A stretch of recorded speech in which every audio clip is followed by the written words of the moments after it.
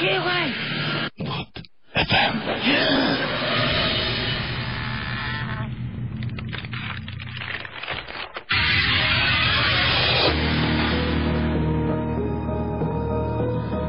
শুনছেন সবসময় রেডিও রাসেল এবং চলছে ভূত এফএম। ভূত এফএম আপনাদের সবাইকে আমরা। যাই হোক, ঈদ কাটিয়ে নিশ্চয়ই ঢাকায় ফিরে অনেকের অনেক বেশি রকমের ভালো লাগছে। সামনে তো আবারও কাজে ঝাঁপিয়ে পড়তে হবে। সো কেমন কাটলো ঈদ? নিশ্চয়ই আমি যেরকম বলেছিলাম যে গ্রামে যাচ্ছেন, সুতরাং চেষ্টা করবেন আমাদের জন্য ভালো ভালো ধরনের ঘটনা নিয়ে আসতে, মানে ভালো ভালো সব ভয়ঙ্কর সব ঘটনা, যে সমস্ত ঘটনাগুলো সাধারণত শহরে যেতে গ্রামে বেশি শোনা যায়, সেই সমস্ত ঘটনা আমাদের জন্য নিয়ে আসতে। আশা করছি যে সেরকম প্রচুর ইমেল আমরা পাবো। আর ইনফ্যাক্ট আজকে ঢাকা থেকে ফেরার পরে ঈদের মাঝখানে তো কেউ আর ইমেল লিখবেন না, যারা লিখেছিলেন তারা আগে লিখেছিলেন, এবং আজকে অনেকের জন্য আসাটা অনেক বেশি টাফ হয়ে যায়। সুতরাং আমরা চেষ্টা করেছি যে আজকের শোটা একটু অন্যভাবে আপনাদের কাছে প্রেজেন্ট করতে। আপনাদের অনেক রিকোয়েস্ট পাই আমরা সব সময় পুরনো শোগুলো শোনানোর জন্য, এবং সবচাইতে বেশি রিকোয়েস্ট পাই যে এপিসোডটার জন্য, সেটা হচ্ছে ভূত এফএম এর সেকেন্ড এপিসোড। আমরা আজকে সেই সেকেন্ড এপিসোডটা শুনবো। দেরি না করে চলুন শুনি ভূত এফএম এর সেকেন্ড এপিসোডে কি হয়েছিল। খুবই রিসেন্টলি একটা ঘটনা ঘটেছে আমার সাথে। সেটা হচ্ছে ভূত এফএম এর দ্বিতীয় পর্ব শেষ করার পরে আমার বাবা মা ঢাকার বাইরে যান, এবং তখন পুরো বাসাটায় আমি একা। এটা মাত্র কয়েকটা দিন আগের ঘটনা। আমি জানি না যে আমারটা ভয় লাগবে কিনা, কিন্তু ওই সময় সিচুয়েশনটা আমি বুঝাতে পারবো না। মানে এই মুহূর্তে কথা বলতে গিয়ে আমার গলা শুকিয়ে আসছে। তো আমি রাত্রেবেলা একা একা আছি, এবং আমি মনে করছি যে একটু মুভি টুভি দেখবো। দেখার পরে তারপরে সেহেরি পর্যন্ত হয়তো সময়টা যাবে, তারপরে হয়তো সেহেরিটা খেয়ে ঘুমিয়ে যাব, এবং পরের দিন অফিস। রাত কয়টা হবে? 12টা, 12:30 এরকম। এবং সেই মুহূর্তে ঘরের মধ্যে আমি মনে করলাম যে আচ্ছা ঠিক আছে, এখন যেহেতু 12:30 বেজেই গেছে, লাইট অফ করে দেই, মুভিটা চলতে থাকুক, আমি মুভিটা দেখতে দেখতে ঘুমিয়ে যাই। আসলে এখানে আমি গল্প বলার কেউ না, কিন্তু আমার গল্পটা খুবই বলতে ইচ্ছে করছে, কারণ আমি এখনো পর্যন্ত এই গল্পটা কারোর সাথে শেয়ার করিনি। তো বেশ ঘরের মধ্যে তখন অন্ধকার, এবং শুধুমাত্র মুভির যে টিভি থেকে যে আলোটা আসছে সেই আলোটা। হঠাৎ করে আমি শুয়ে নাই, বসেই আছি, হঠাৎ করে দেখলাম যে একটা আলোটা কিরকম আমি একটু বুঝাই। সেটা হচ্ছে যে অনেকটা ওই যে ভাঙা আয়নার কাঁচ রোদের ঠিক মানে সূর্যের দিকে ধরে তারপরে কোনো দিকে ঘোরালে যেরকম একটা প্রতিবিম্বের সৃষ্টি হয়, ঘরের মধ্যে সেই রকম একটা আলো ভাঙা। এবং আজকে মানে কি বলবো, সুমন ভাই এখানে নাই, সুমন ভাই যেরকম একটা বর্ণনা দিয়েছিলেন অনেকটা ওই ধরনের, লাইক ম্যাচ বাক্সের মতোই সাইজটা হবে, এরকম একটা আলো আমার ঘরের বাম পাশ থেকে ডান দিকে চলে যায়। এবং ডান দিকে হচ্ছে তখন ডান দিকে আমার দরজা এবং বারান্দা, সেখানে চলে যায়। তো আমি পুরোপুরি ভাবলাম যে আচ্ছা এরকম কিছু একটা হতে পারে, লাইক যে ঘরের মধ্যে আমি আছি, হয়তো মুভির কোনো একটা সিন আমি দেখেছি, এবং সেই সিনটা হয়তো আমাকে ডিস্টার্ব করছে। আমি তাড়াতাড়ি রিমাইন্ড করলাম। রিমাইন্ড করার পরে দেখলাম খুব মনোযোগ দিয়ে ঘরের মধ্যে আবার সেই ঘটনাটা ঘটে কিনা। খুবই আশ্চর্যের ব্যাপার, ঘটেনি। সেকেন্ড টাইমে মনে করলাম যে আমার তাহলে একদম ভুল দেখেছি, হয়তো এরকম মানে কি বলবো, আমার টায়ার্ড ব্রেইন কোনো ভুল সাজেশন দিচ্ছে, এটা তো হতেই পারে না। দ্বিতীয়বার আবারও হলো, এবং ঠিক আমার হাতের কাছে যখন মোবাইল ফোনটা ছিল, এবং মোবাইল ফোনটার উপর থেকে আলোটা সরে গেল আবারও ডান দিকে। আমি ততক্ষণে মোটামুটি ভয় পেয়ে গেছি। থার্ড টাইমে মনে করলাম যে এবার আমি দেখবো যে কি হয়। এবং সেই সময় যে ঘটনাটা ঘটলো, আমি একদম স্পষ্ট দেখলাম আমার টিভির পেছন থেকে আলোটা বাম দিক থেকে ডান দিকে চলে গেল। আমি খুবই অবাক হয়ে আমি দ্রুত সেই সময় ঘর থেকে বারান্দায় বেরিয়ে গেলাম। এবং বারান্দায় বেরিয়ে যাওয়ার সময় যে ঘটনাটা ঘটলো সেটা হচ্ছে যে আমার একবার মনে হলো, আচ্ছা আমি যে সমস্ত বিভিন্ন ভূতের মুভিটা দেখি, ভূতের মুভি দেখার সময় আমি সবসময় ভাবি আচ্ছা এরকম ঘটনা ঘটলে কেন ওরা বাইরে বেরিয়ে যায়, বাইরে বেরোয় বলেই তো ঘটনাটা ঘটে এবং ভয়ঙ্কর সিচুয়েশনটা ঘটে। কিন্তু ওই সময় না আসলে কন্ট্রোল থাকে না, কোনো মানে নিজের প্রতি কোনো ধরনের কোনো কন্ট্রোল থাকে না। আমি কেমন মানে কি বলবো যে একদম পুরোপুরি একটা ঘোরের মধ্যে ঘর থেকে বেরিয়ে বারান্দায় বাইরে গেলাম, নিচে তাকালাম, তাকিয়ে দেখলাম যে কোনো বাসায়, আমার চারপাশে যে সমস্ত ফ্ল্যাটগুলো রয়েছে, কোনো বাসায় কোনো ধরনের কোনো আলো জ্বলছে না, কোথাও কোনো আলো নেই। বৃষ্টি হচ্ছে, আমার ঘরটা হিউমিডিটি বেশি ছিল, বৃষ্টি থামার সময় অনেক গরম ছিল, কিন্তু সেই মুহূর্তে ভয়ঙ্কর রকমের ঠান্ডা। এবং ভালো করে চেক করে দেখেছি, না ফ্যান চলছে না, কোনো কিছু না। আমার কাছে মানে খুবই ভয়ঙ্কর লাগছিল। এবং বাইরে যখন দেখলাম যে সবকিছু অন্ধকার, তখন আমার কাছে সন্দেহ হলো। আমি আবার আরেকজন আমাদের নতুন গেস্ট আছেন, তার গল্পটার আগে তার পরিচয়টা জানবো। দুজন আছেন, ইনফ্যাক্ট আজকে আরো দুজন নতুন আমাদের সাথে জয়েন করেছেন, তাদের পরিচয়গুলো আমরা জেনে নেব এবং তারপরে একটা সময় তাদের গল্পগুলো শুনবো। আপনার পরিচয়টা একটু বলবেন প্লিজ। থ্যাংকস রাসেল। আমার নাম সর্দার নিয়ামুল ইসলাম, আমার নিকনেম সুমন। আচ্ছা, আমি আইএফসি ওয়ার্ল্ড ব্যাংক গ্রুপে কাজ করি। ঘটনা আমি যেটা আজকে শেয়ার করবো সেই ঘটনাটা আমরা আরেকটু পরে শুনবো। ওকে, সেই ঘটনাটা আমরা পরে শুনবো। এর মাঝখানে আরেকজন গেস্ট রয়েছেন আমাদের নতুন, আমাদের সাথে জয়েন করেছেন, তার পরিচয়টা আমরা জানবো। Thank you, Russell, and hello to everyone. আমার নাম রিয়া, আমি ম্যাক অ্যাডভার্টাইজিং এ আছি। That's also an ad agency, and I'm working as a time services manager. Okay. So আজকে I'm here to join your adda and also accompanying my friends who are working in Buddhist. Okay. So সবার সাথে বসে গল্পগুজব করার জন্য আসা। Basically আমরা এখানে ভূতের গল্পগুলোই করি এবং আমাদের সঙ্গে সাকিব ভাই আছেন। সাকিব ভাই, তো আমরা একটা ব্রেকে যাই না? একটা ব্রেকে যে তারপরে আমরা গল্পে ফিরে আসবো কিছুক্ষণ, একটা খুব অল্প একটা ব্রেক নিয়ে আমরা চলে আসবো। যাই হোক, শুনছেন সবসময় রেডিও ফুর্তি, আর এখন চলছে ভূত এফএম। আর এই মুহূর্তে যারা SMS এর মাধ্যমে আমাদের সাথে জয়েন করতে চান, তাদেরকে SMS এর ব্যাপারটা বলে দিচ্ছি। সেটা হচ্ছে আপনার সেলফোনের মেসেজ অপশনে গিয়ে টাইপ করুন SHOUT শাউট স্পেস আপনার নাম স্পেস আপনার মেসেজ, আর পাঠিয়ে দিন 9840 নাম্বারে। আর এই মুহূর্তে আর একটা কথা বলবো যে আপনারা অবশ্যই আপনাদের যদি এরকম কোনো এক্সপেরিয়েন্স থাকে বা আপনাদের জীবনেও যদি এরকম কোনো ঘটনা ঘটে থাকে বা দেখে থাকেন এরকম কিছু, তাহলে অবশ্যই আমাদের জানাবেন। আজকে সুমন ভাই আমাদের সাথে নেই, বাকি সবাই আমরা আছি এবং থাকবো আপনাদের সাথে অনেকক্ষণ। So stay tune. আর এই মুহূর্তে একটা গান শুনে আসবো। সেই গানটি হচ্ছে আমরা ঘুম গাড়ি বাই অর্ণব। চলুন শুনে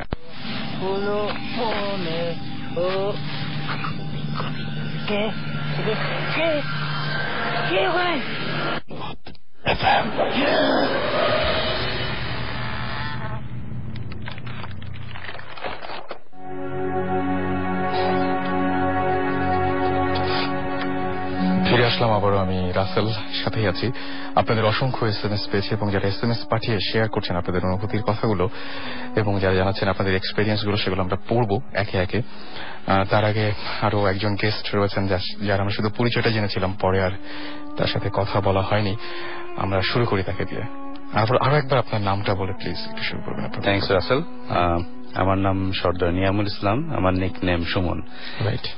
এটা ছিল 2008, মাসটা ছিল ফেব্রুয়ারি। 5 তারিখ আমার মা মারা যান। ওকে। 7 তারিখের ঘটনা। আমি মাগরিবের নামাজ পড়ে কবরখানায় আমার মায়ের কবর জিয়ারত করতে গিয়েছি। সবাই বলে ওই সময়টায় কবরখানায় যাওয়াটা ঠিক না, কারণ ওই সময়টা ফাঁকা থাকে চারিদিক, আর সময়টা ফেব্রুয়ারি, যেহেতু সন্ধ্যার বেশ আগেই হয়ে গিয়েছিল। এটা ছিল আমার হোম ডিস্ট্রিক্ট খুলনাতে। আমাদের মহল্লা একটা বড় কবরখানা আছে। আচ্ছা। কবরখানাটা বেশ বড়। কবরখানাটার মধ্যে 2-3টে আছে মেইন লেন, আর কিছু আছে সাব লেন, যেগুলো দিয়ে একেবারে কবরের কাছে পর্যন্ত গিয়ে কবর জিয়ারত করা যায়। আমার মায়ের কবরটা বেশ ভেতরে, একেবারে পশ্চিম কোণার দিকে। তো আমি নামাজ শেষ করে ওখানে গিয়েছি জিয়ারতের জন্য। কেউ নেই, অন্ধকার, ফাঁকা চারিদিক। কবরখানার ভেতরে কিছু আলো টিম টিম করে জ্বলছে। জিয়ারত শেষ করে আমি ফিরে আসছি মায়ের স্মৃতি নিয়ে। হঠাৎ কান্নার শব্দ। আমি যত এগোচ্ছি কান্নার শব্দটা যেন ততই আমার কাছে চলে আসছে। আমি অবাক হচ্ছি এই জন্যে, কান্নাটা মেয়ের কান্না। কবরখানায় মেয়ে এই সময় কেন কাঁদবে? আমি বুঝতে উঠতে পারছি না। আমি যত এগোচ্ছি কান্নার শব্দটা ততই প্রখর হচ্ছে, যেন আমার কানের কাছে আসছে। আমি ভয় পাচ্ছি, কিন্তু থেমে থাকিনি। ভাবলাম হয়তো আমার কানে শোনার ভুল, আমাকে দ্রুত পেরিয়ে যেতে হবে এই পথটুকু। আমি আরো জোরে হাঁটছি, আরো দ্রুত হাঁটছি, কিন্তু শব্দ যেন ততই আমার কানের কাছে আসছে। হঠাৎ মনে হলো শব্দটা আমার থেকে খুব বেশি দূরে নয়, এই 7-8 হাত হবে। আচ্ছা, তাকিয়ে দেখি একটা কবর, তার চারিদিকে যে বাঁশ দিয়ে ঘেরা থাকে সেই ঘেরাটা দাঁড়িয়ে একটা মেয়ে, কিন্তু তার পরনে কোনো মানে ভালো পোশাক আশাক নেই, পাগলের মতো তার গায়ের পোশাক, তার চুল উস্কো খুস্কো, যেন অনেকদিন চুল আঁচড়ায়নি, গায়ে ময়লা। আমার যেটা মনে হয় যে মানে প্রথম যে ব্যক্তি, আপনার কি মনে হয় মানে সেই ব্যক্তি কি আসলেই মানুষ ছিল বলে আপনার পরে মনে হয়েছে? মানে ভুল হতে পারে? আসলে আমি ভূত খুব একটা বিশ্বাস করি না, কিন্তু ওই ঘটনাটার পর আমার সত্যি অবাক লেগেছে যে আসলে কি এটা মানুষ ছিল না মানুষের আকৃতি ধারণ করে কেউ। এক্স্যাক্টলি, আমার তো মনে হচ্ছে, আমার যেটা মনে হচ্ছে সেটা হচ্ছে যে ওই মহিলাই তো আবার এইভাবে আপনার সামনে এসে এরকম ভাবে দাঁড়াতে আসতে পারে, সেজন্যই আমি পরে ওই লোকটার চাহনি দেখে ভয় পেয়েছি।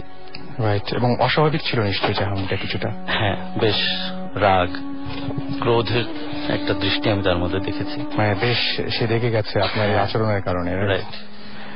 সাকিব ভাই, দিস ইজ ভেরি ইন্টারেস্টিং। মানে আসলে এইসব ব্যাপারে তো আমরা অনেক কম জানি, মানে নিজের কয়েকজনের এক্সপিরিয়েন্সেস এবং যা শুনে আসছি, এটা খুবই ইন্টারেস্ট, মানে ডেফিনেটলি অনেক ভয়ের একটা এক্সপিরিয়েন্স। মানে রিয়াকে আমি ভিজিবলি নড়ে উঠতে দেখলাম গল্প শুনতে শুনতে।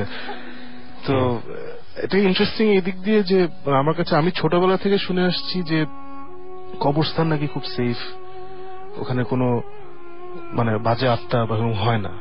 এখন আমরা জানি না আপনি যেটা এক্সপিরিয়েন্স করো কি ভালো না খারাপ, সেটাই মানে আপনার কাছে তো খুবই আনইউজুয়াল লেগেছে, যে কেউ ভয় পাবে, ভয় আপনি পেয়েছেন। ইন্টারেস্টিং না যে কবরস্থানে, মানে এটা ইনফ্যাক্ট একটা খুব বিশাল ডিফারেন্স বিটুইন মুসলমানদের কবরস্থান আর শ্মশান বা কি বলে সেমেটারি খ্রিস্টানদের কবরস্থান, যে ওগুলো নিয়ে অনেক গল্প আছে আর কি, অনেক কিছু হয়। আমাদের রিলিজনে কিন্তু আমাদের কবরস্থান নিয়ে এরকম ঘটনা শুনিনি, খুবই বিরল। এবং আপনি কোনো গন্ধ বা এরকম কোনো কিছু? না, সেরকম আসলে ওই সময়টা আমি এত ভয় পেয়েছি, আমি ওই এক্সপেরিয়েন্স গুলার মানে। আরেকটা খুব ইন্টারেস্টিং হচ্ছে আপনি যে টাইমের কথা বললেন যে মাগরিবের আজানের পরে, হ্যাঁ এই টাইমটা কিন্তু আমরা সবাই, মানে আমি জানি এখনকার ছেলে মানে সবাই কি জানে, আমি ছোটবেলা থেকে শুনে আসছি যে মাগরিবের পরের টাইমটা যেখানে আছো ওখানে থাকো, এবং আমাকে বের হয়। এক্স্যাক্টলি, আমাকে বাসাতেও বারবার করে বলতো যে এই সময় বাসা থেকে বেরিয়েও না, কিছুক্ষণ পরে বেরোবো, বা ফিরলে এই সময় ছিল না, এবং লাইট জ্বালিয়ে দেয় ওই সময় ম্যাক্সিমাম বাসায়, অনেক সময় আলো জ্বালায়, মানে গ্রামে তো আলো জ্বালাতেই হয়। আপনি যদি ট্রাভেল করতে থাকেন দেখবেন যে ওই সময় বাসেও লাইট জ্বালিয়ে দেয়, বাসে লাইট জ্বালিয়ে দেয়। আরেকটা ব্যাপার আছে যে শুয়ে থাকলে বলে যে উঠে বসো, মানে এই জিনিসটা খুবই একটা মানে অ্যালার্ট থাকতে হবে। সেটা আমার মনে হয় টাইমিংটার মধ্যে কিছু একটা ব্যাপার আছে, কোন একটা ঘটনা আছে সম্ভবত। হ্যাঁ, আমি যেটা ছোটবেলায় শুনতাম যেটা হচ্ছে যে মাগরিবের পর থেকে নিয়ে সুবহে সাদিকের আগ পর্যন্ত এই সময়টাই মানে আত্মা বা প্রেতাত্মা যেটাই হোক এরা চলাফেরা করে। তো যার জন্য মুরব্বীরা আমাদেরকে ছোটবেলা থেকে বলতেন মাগরিবের পরে গাছের নিচে যাস না বা ঘর থেকে বেরোস না। আমার মনে হয় তাদের কথার পেছনে কোনো যুক্তি থাকে, ডেফিনেটলি ছিল। রাইট, আমারও তাই মনে হচ্ছে। আচ্ছা, আমরা কি আরেকটা গল্প শুনি? আমরা আমাদের সাথে রিয়া আছেন। রিয়া পরে, আমি আগে। আচ্ছা, আপনি আগে। ওকে, তাহলে সাকিব ভাই প্লিজ। আমি একটা গল্প শেয়ার করব যেটা মানে ভৌতিস্টে আমরা যেসব জায়গায় ইনভেস্টিগেট করি, কি টাইপের গল্প শুনলে আমরা ওসব জায়গায় ইনভেস্টিগেট করি, এটা শুনেই সবাই হয়তো একটা আইডিয়া পাবে আর কি। আচ্ছা, কারণ আমরা প্রায় শুনি যে আমার বাসায় এটা হয়, আমার হয়, সব জায়গায় যাওয়া তো সম্ভব না। আমরা চেষ্টা করি যে খুব ইন্টারেস্টিং কোনো গল্প শুনলে বা কাহিনী হলে ওখানে আমরা যাই। তো যেহেতু আমরা ওখানে এখনো যাইনি, তাই আমরা এই গল্পটা শেয়ার করছি। বাই দ্য টাইম আমরা শুট করি সবাই আশা করি ভুলে যাবে, যখন টিভিতে দেখে ফ্রেশ লাগবে। ঘটনাটা হচ্ছে রাজশাহীতে, আমি ক্লিয়ার না এক্স্যাক্টলি রাজশাহী না কোন ইয়েতে, বাট ওদিকেই একটা জায়গায় একটা আনসার ক্যাম্প আছে। আচ্ছা, ওকে, সো আনসার ক্যাম্প আছে, তো ওখানে আনসারতে তো অনেকগুলোই ক্যাম্প আছে, তো ওখানে ওরা ট্রেনিং করে, ওদের হেডকোয়ার্টার্স টাইপের মানে রিজনাল হেডকোয়ার্টার্স এরকম কিছু একটা সিচুয়েশন আর কি। আচ্ছা, সো ওই ক্যাম্পের ওখানে একটা বিশাল বন আছে, মানে ক্যাম্পের বাইরে আর কি। আচ্ছা, বন আছে একটা, তো এটা একদম সিরিয়াস জঙ্গল আর কি। আচ্ছা, তো ওই বনে আবার প্রচুর, যেটা আমাদের নর্থ বেঙ্গল আছে আর কি, প্রচুর বুনো শুয়োর থাকে। ওকে, তো ওখানে একটা লেজেন্ড আছে যে ওই বনে যদি কেউ ঘুরতে থাকে রাতের বেলা, এবং কোন বুনো সুর যদি ওদের সামনে দিয়ে চলে যায়, ক্রস করে আর কি, মানে তোমার সামনে দিয়ে একটা সুর চলে গেল, তাহলে ইউ আর ডেড। ওকে। এবং প্রচুর এভরি ইয়ার অ্যাপারেন্টলি, প্রতি বছর অ্যাপারেন্টলি নতুন নতুন যারা ক্যাম্পে যায়, যারা এটা জানে না, যারা কয়েকদিন ধরে ক্যাম্পে আছে বা অনেকদিন ধরে আনসার আছে বা ওই এলাকায় থাকে, ওরা এটা জানে। আচ্ছা। তো নতুনদের মধ্যে অনেকেই না জেনে বনে রাতের বেলা যায়, মানে হয়তো ঘুরতে যায় বা কোথা থেকে আসছে, বনের ভিতর দিয়ে শর্টকাট হতে পারে, হোয়াটএভার, এবং এসে বলে যে হ্যাঁ আমার সামনে দিয়ে একটা সুর, এখানে অনেক সুর আছে, আমার সামনে দিয়ে গেছে। তারপর ওরা মারা যায় বিভিন্ন ভাবে, অ্যাক্সিডেন্টে মারা যেতে পারে, অসুখে মারা যেতে পারে। মানে ঠিক ওইখানেই যে মরতে হবে এরকম কোনো ব্যাপার না, না, ওই সুর ডাজন্ট কিল ইউ। আচ্ছা, ওকে। তারপরে ঘটনাটা ঘটে। হ্যাঁ, অ্যাপারেন্টলি এটাকে ওরা এখন বলে যে বনের একটা অপদেবতা টাইপের অথবা প্রেতাত্মা বা খারাপ জিন, মানে ইটস ইভল বেসিক্যালি। সো এরকম, সো যারা ওখানে কিছুদিন থাকে ওরা রাতের বেলা জীবনে বনে যায় না। আচ্ছা। সো আমরা যে গল্প এটা শুনেছি, আর ওখানে একটা আনসার ছিল যে এসব একদম বিশ্বাস করতে হবে। আচ্ছা। সে বলতো যে এসব ফালতু কথা, আমি বনে গিয়ে সারা রাত থাকবো, আমি আল প্রুফ যেখানে কিছু নাই। তখন সে গেছে, ইট ওয়াজ ভেরি, মানে আচ্ছা ইজ ওয়েল ট্রেন, একদম ইয়েটে করা, ফিটফাট বডি, মারামারি জানে, ইজ লাইক এখানে চোর ডাকাত হবে, সাহসী। সো ওগুলা আমি দেখে নিব না। তো গেছে রাতের বেলা, তো গিয়ে সে হাঁটাহাঁটি করছে বনে, তো ঠিকই ওর সামনে দিয়ে একটা সুর হেঁটে গেল। আচ্ছা, সার্টেন টাইম। তো ওটা দেখে ভয় পেয়ে গেছে, ও নিজেও জানে না কেন ভয় পেয়েছে। সে তখন যেখানে ছিল সে বুঝলো যে এখানে থাকা যাবে না, ওকে, হি ওয়াজ নট ফিলিং সেফ।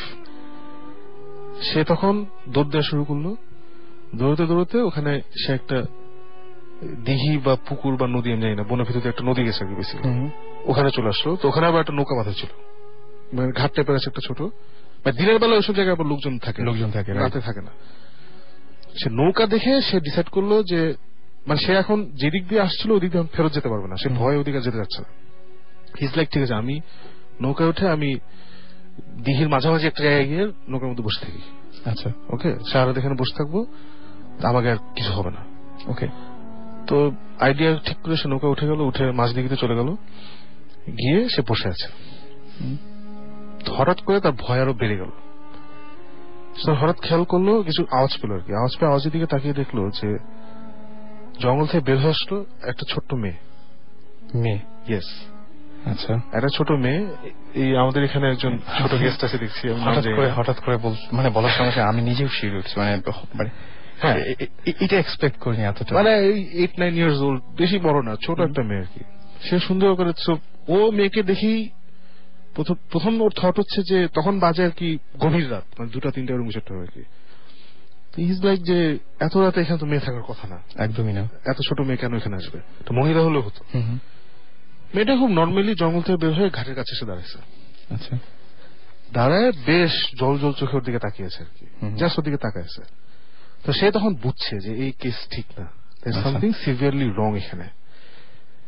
তখন সে ভয় কাটানোর জন্য সে পকেট হাতে দেখে যে ওর সিগারেট আর ম্যাচ আছে। আচ্ছা, সে ধরে সিগারেট ধরলো। আচ্ছা, ম্যাচটা ইয়ে করে সিগারেট ধরলো। তো মেয়েটার দিকে তাকিয়ে আছে, মেয়েটা তাকায় থাকতে বললো, সিগারেট কতক্ষণ খাবা, সিগারেট তো শেষ হবে। এটা মেয়েটা বলছে? হ্যাঁ, আলো তো শেষ হবে, তখন আমি আসবো।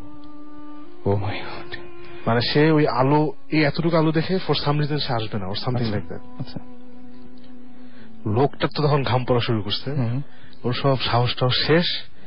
সে তখন আল্লাহ আল্লাহ করা শুরু করছে, দোয়া পড়া শুরু করছে।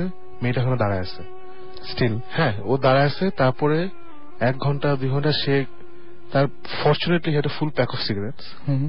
সে যতক্ষণ রাত ছিল খালি আল্লাহকে ডাকছে আর একটা পর একটা সিগারেট ধরাইছে। সিগারেট যখন শেষ হয়ে গেছে তখন সে ম্যাচ ধরাইছে একটা পর একটা করে, মানে সারাক্ষণ একটা আলো রাখার চেষ্টা করছে। ফাইনালি আজান পড়ছে। আচ্ছা, মানে সুবহ সাথে হয়েছে। ওকে, তখন মেয়েটা বললো ঠিক আছে আরেকদিন, বলে মেয়েটা চলে গেল। এরপরে হি কেম ব্যাক, হি সারভাইভড। ও মাই গড, কিন্তু নোবডি নোজ হোয়াই হি সারভাইভড। হ্যাঁ, মানে খুব অদ্ভুত ব্যাপার যে সিগারেট না থাকলে ঘটনাটা হয়তো অন্যরকম ঘটতে পারে। মানে সিগারেটটা এখানে মেইন না, মেইন হচ্ছে যে ফর সাম রিজন ও ওর সামনে একটা আলো ছিল, জ্বলন্ত আলো বলছি একদমই। কিন্তু ব্যাপারটা হচ্ছে কি যে আমিও এটা শুনেছি যে আলোটা মানে কি বলবো, যে আলো দেখলে নাকি এরা দূরে সরে যায় বা থাকে না কাছে, এরকম অনেক কিছু শুনেছি আমি। সেই ঘটনাটাই ওখানে ঘটেছিল। ইয়েস, এবং এই ঘটনাটা আমাদের প্রচন্ড ইন্টারেস্টিং লেগেছে, মানে লাগা উচিত। এবং এটা আমার কাছে মানে ভয়ঙ্কর লাগছে। ওখানে কেউ রাতে যায় না, ওখানে কেউ রাতে যায় না, এবং আমরা যাব। তবে একটা কথা বলি যে ওইখানে যদি আমি থাকতাম, আমার এতটা সাহস হতো না যে পকেট থেকে ম্যাচটা বের করে জ্বালানো। মানে এটা ও তো একটা ট্রেন্ড আনসার, সেটাই মানে তো ইউজ টু। এবং সে তাকে আমি একেবারেই নাম্বার দিব সবসময়, মানে পুরোটা নাম্বার দিব যে সে শেষ পর্যন্ত তার সাহসিকতাটা দেখিয়েছে। আমি বলে পারতাম না সত্যি, সেন্সলেস হয়ে যেতাম বা কিছু একটা হতো, বা বেঁচে ফিরতাম না হয়তো।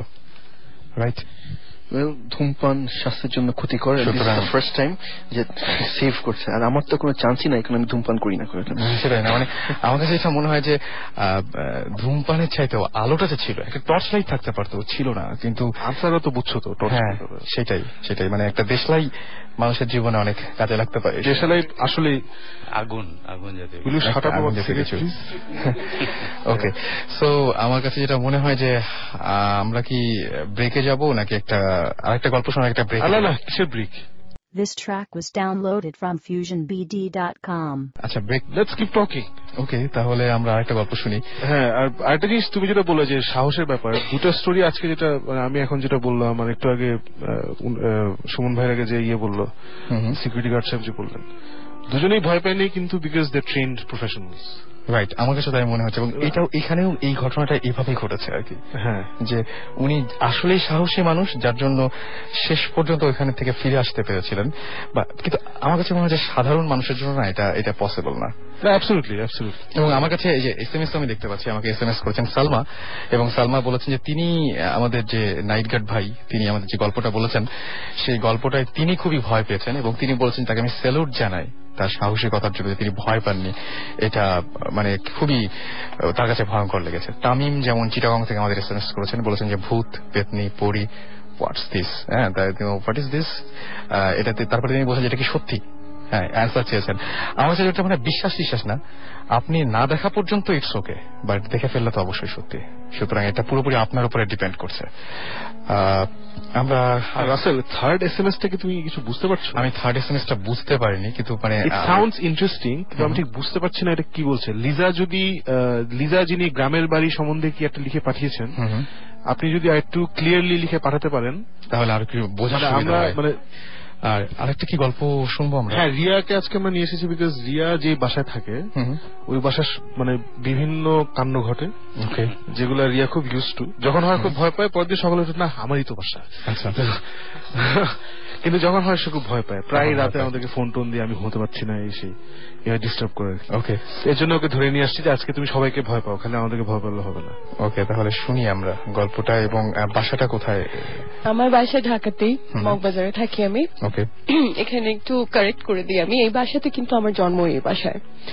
সো এবং তার আগে থেকে আমাদের এই বাড়িতে আমার বাবা মা এই বাড়িতেই থাকতেন। সো মোটামুটি 30 বছর উপরে আমাদের এই বাড়ি রাখা ছিল, এবং ওখানেই জন্ম, ওখানেই বেড়ে ওঠা। কখনো মনে হয়নি যে ভৌতিক কোনো কিছু মাথায় কখনো ওই বাড়ির ভেতরে অ্যাটলিস্ট কখনো আসেনি। রাইট। এবং লাইফে অনেক কিছুই হয়তো যেগুলো ইউজুয়াল না, আমি ভৌতিক এখনই বলবো না, আগে যেগুলো মনে হতো যে unusual or not normal, paranormal কিছু হতো, সেগুলোকে মনে করতাম হয় ভুল বা যে কোনো কিছুই হোক না কেন, ভৌতিক কিছু মাথায় আসেনি। এই ভৌতিক স্টিভের সাথে ঘোরাঘুরি করার পর থেকে মনে হতো সবকিছুই I use to go back, এবং রিলেট করে মনে হতো না ওটাও বোধহয় ভৌতিক ছিল, বা হয়তো ওটার অন্য কোনো রকম ব্যাখ্যা আছে। আমার বাসার ঘটনাটা বলি, আমি ব্যাকওয়ার্ডস যাব, শুরু করি আমার রিসেন্ট ঘটনা দিয়ে। 4 মাস আগে পর্যন্ত, মানে 4 মাস ধরে যাই বলছি এক্সপিরিয়েন্স, 4 মাসের মতন কাছাকাছি এখন আর কোনো অভিজ্ঞতা হচ্ছে না। 4 মাস আগে থেকে নিয়ে 6 মাস পর্যন্ত বা প্রায় 1 বছর পর্যন্ত ফিলিংটা শুরু হয়েছিল। আমার বাসা এমনিতে মোটামুটি পুরোনো ধরনের ফ্ল্যাট বাসা, অ্যাপার্টমেন্ট না, আবার ইন্ডিভিজুয়াল বাড়িও না। তো ওই বাসায় 3টা বেডরুম আছে, তার মধ্যে 2টো বেডরুমে আমার চলাচল বেশি। মাঝখানের একটা বেডরুম, যেটা আমার বেডরুম না, আর একটা বেডরুম, ওই বেডরুমে হঠাৎ করে আমার মনে হওয়া শুরু করলো এক সময় যে এখানে কিছু একটা এক্সিস্টেন্ট।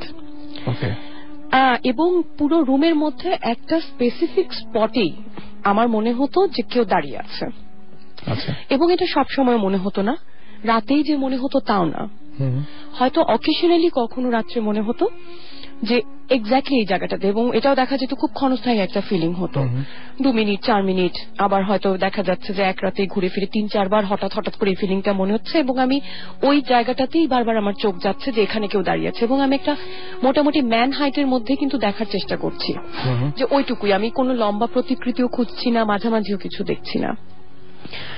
তো এটা ফিল করা শুরু করলাম, তারপরে ওই জিনিসটা বন্ধ হয়ে গেল, ওই রুম মোটামুটি কম ইউজ করা শুরু হলো, আমি আমার বেডরুমে যথারীতি যেভাবে আমি থাকি ওভাবেই থাকছি।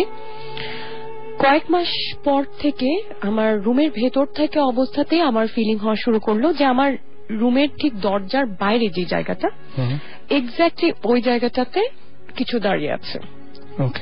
এবং এটা আমার রুমে সবসময় দরজা বন্ধই থাকে, এসি চলে বা যাই হোক না কেন দরজা বন্ধই থাকে, দরজার ভেতরে কিন্তু আমি ফিল করা শুরু করি নাই, দরজার বাইরে, এবং আমি রুমের ভেতরে থেকে অবস্থাতে আমি ফিল করতাম যে এই মুহূর্তে দরজার বাইরে একটা কিছু আছে। যাক, সেটাও গেল, ওটাও এক সময় শেষ হয়ে গেল।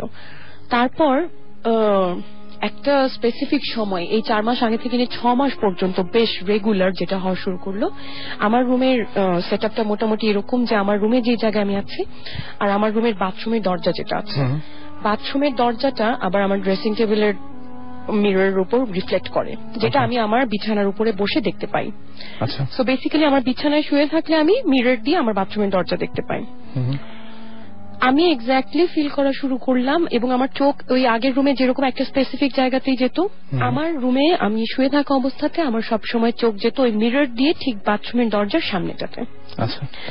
এবং আমি শুধু এটাই ফিল করতাম যে ওখানে কেউ দাঁড়িয়ে আছে অ্যাট টাইমস, এবং এটা মোস্ট অফ দি টাইমস আমার হতো এরকম রাত 2-3টার দিকে, এবং আমি প্রচন্ড ভয় পেতাম, এবং আমার ভয়টা মোটামুটি আতঙ্কের লেভেলে চলে যেত।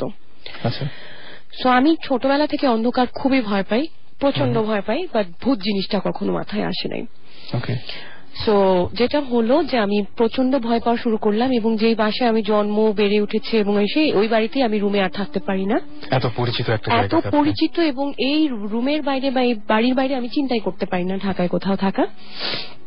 সো আমি এদেরকে ফোন করে, জিবরান, সাকিব, এদের সাথে আমি প্রায় শেয়ার করতাম যে আমার এরকম একটা ফিলিং হচ্ছে, যেটা ওরা খুব হেসে ফেলে উড়িয়ে দিত, এবং আমিও মোটামুটি এটি চিন্তা করতাম যে হ্যাঁ তুমি যেরকম, আমি না, বাট আমার যেটা মনে হতো আমি দুভাবে চিন্তা করতাম। এক হচ্ছে যেটা কখনো ফিলিং হয় না, এটা হঠাৎ করে হচ্ছে, আমি জানি না যে ভৌতিক জিনিসগুলো শুরু করার জন্য, বাট আজকে আমি বলতে পারি যে ভৌতিস্টের প্ল্যান শুরু হওয়ার অনেক আগের থেকে, কিন্তু আমার ওই যে মাঝখানে রুমের যে ফিলিংটা, তখন জিবরান সাকিবদের ভৌতিস্টের কোনো প্ল্যানই ছিল না।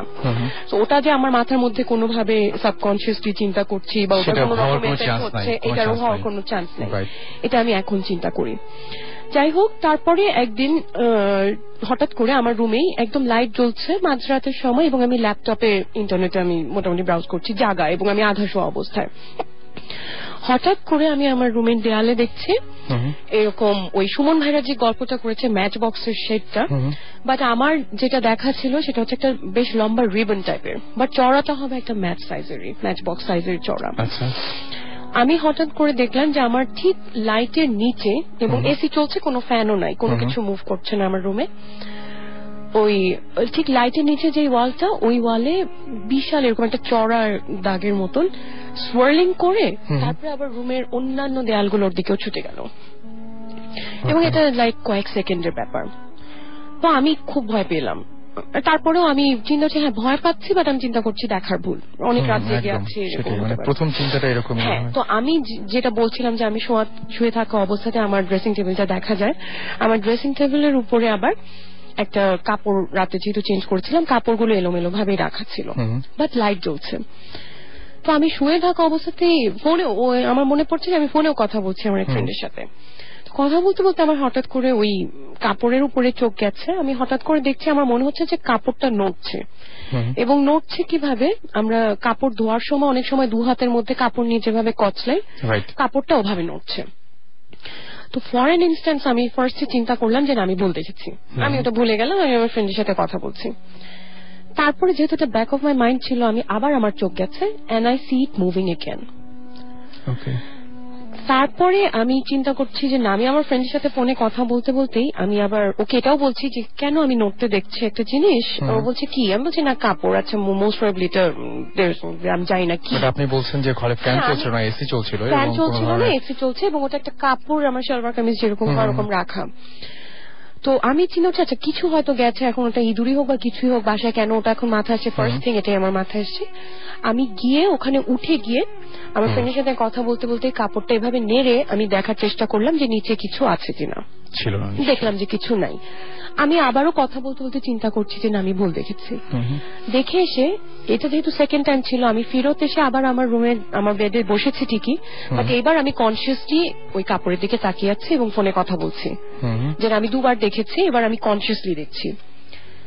থার্ড টাইম আমি যখন দেখলাম যে নো ইটস মুভিং এগেন, তখন আমি প্রচন্ড ভয় পেলাম যে না এটা আমার দেখার ভুল না, আমি পুরোপুরি জাগা এবং আমি কনসিয়াস মাইন্ডে আছি। আমি এত ভয় পেয়েছি, আমি দৌড়ে গিয়ে আমার রুমের দরজাটা খুলে আমি বেরও হতে পারছি না, আমি কাপড়টার দিকে স্থির তাকিয়ে আছি এবং চিৎকার করে আমার কাজের মেয়েকে ডাকছি। আচ্ছা, তো কাজের মেয়ে ঘুম থেকে উঠে এসে মানে কি হয়েছে আপু, কি ব্যাপার, এসে আমি বলছি তাড়াতাড়ি ওইদিকে গিয়ে দেখো এই কাপড়টা কেন নড়ছে। তো আমার সামনে ওখানে গিয়ে আবার কাপড় নাড়ছে। আমি কিন্তু তখন অলরেডি জানি যে কাপড়ের নিচে কিছু নাই, বিকজ সেকেন্ড টাইম আমি চিন্তা দেখে রেখেছিলাম। এবং আমার কাজে মেয়ে নর্মালি কিছুই খুঁজে পেল না। সো বলছে কিছুই না আপু, আপনি ভুল দেখেছেন। ও তো ঘুম থেকে উঠে এসে এরকম বলতো, ও চলে গেল। And I was extremely scared, খুবই রকম আমি আতঙ্কিত একদম। পরের দিন জিবরানদের সাথে শেয়ার করলাম, না এটা মানে তারা কোনো ভালো মন্দ উত্তরই দিল না, তারা যে শুনে স্টোরি টেলিং এর মতন ওরা শুনেই বন্ধ হয়ে গেল। চাপা। কারণ আমি বলি এটা সত্যি, বিকজ ওরা যেহেতু কোনো পজিটিভ উত্তরও দিচ্ছে না এবং কোনো মানাও করছে না। আমি নর্মালি আমি চোখে একটা অবিশ্বাসও দেখতে পাচ্ছি বা বিশ্বাসও, আই এম নট শিওর। তো আমি ওই জিনিসগুলোকে ইগনোর করাই বেশি পছন্দ করি। লাস্ট যেটা হলো এই এপ্রিলে, আমি বলবো পয়লা বৈশাখের ঠিক 2 দিন বা 3 দিন পরে আমার আরো একটা ফ্রেন্ড বাসে, এরকম 3টার মতনই বাজে, এটাতেই বলি। হ্যাঁ, জিবরানও আমার বাসায়, আমরা সবাই মানে ঠিক 3টা বা 3:45 মতন বাজে, এবং এপ্রিলের সময় কোনো বৃষ্টি নাই, কোনো বাতাস নাই, কিচ্ছু নাই। আমরা আমার রুমে লাইট টাইট জ্বালিয়ে আমরা সবাই গোল হয়ে বসে গল্প করছি। আমার আরেকটা ফ্রেন্ড যে ও মেঝেতে বসা, জিবরান বেডে বসা, আর আমি ওই ড্রেসিং টেবিলের সামনে দাঁড়ানো। আর আমার রুমের দরজাটা হাফ খোলা ছিল। সেটা পুরোনো দিনের, যেহেতু বাসা ওই হ্যান্ডেল যেগুলো একটু চাপ দিয়ে ঘুরে তারপরে বন্ধ করতে হয় সেরকম হ্যান্ডেল। হঠাৎ করে দেখলাম যে দরজার হ্যান্ডেলটা বেঁকে ধাম করে জোরে কেউ, মানে উইথ ট্রিমেন্ডাস ফোর্স কেউ যদি বন্ধ করে, তখন যেরকম ধাম করে বন্ধ হয়ে আবার হ্যান্ডেলটা সোজা হয়ে যাবে, এরকম একটা হলো। তো বাই দিস টাইম আমি প্রায় কয়েক মাস ধরে জিবরানকে বলছি যে আমার এরকম ফিলিং হচ্ছে, বাসায় এই জায়গাতে একটা কিছু আছে, ওখানে আমি একটা কিছু দেখছি, নেভার গট এনি রিপ্লাই। তো ওই সময় আমি অভিমানের চোটে মানে আমি আর কিছু বললাম না, আমি জাস্ট বাট আই রিয়েলাইজ যে ও আমার দিকে তাকিয়ে আছে চুপ করে, আমি ওর দিকে তাকিয়ে আছি, এন্ড আই ওয়াজ শিওর যে ও এই জিনিসটা নোটিস করেছে। ওকে, তো এই ধরনের কিছু এক্সপেরিয়েন্সেস তো আরো আছে যেগুলো ব্যাপারটা খুব অদ্ভুত। মানে যখন একটা জিনিস দুইজন দেখে, তখন সেটা ভুল দেখার চান্স কম, এবং 3জন। এবং তার আগে পর্যন্ত কিন্তু আমার যে আরেকটা ফ্রেন্ড বাসায় ছিল, ওকে ও যেহেতু একটু ভয় টয় পায় আমার মতনই, আর বাসায় যেহেতু আমার থাকছে কদিন থেকে, তো আমি ওর সাথে কিছুই শেয়ার করিনি এই ধরনের কিছু। তো ওই ঘটনাটা যখন হয়ে গেল, ও বসা, তারপরে যখন ওর সাথে শেয়ার করলাম তখন দেখা গেল যে হ্যাঁ এই জিনিসটা ও নোটিস করছে। আর আসলে দরজাটা এমন ফোর্সের সাথে বন্ধ হয়েছিল যেটা ইগনোর করার কোনো উপায় নাই। রাইট। সো এটার ভেরিফিকেশন দিয়ে আমি প্রথমে ইগনোর করে নিয়ে ওগুলো কিছু হয়নি।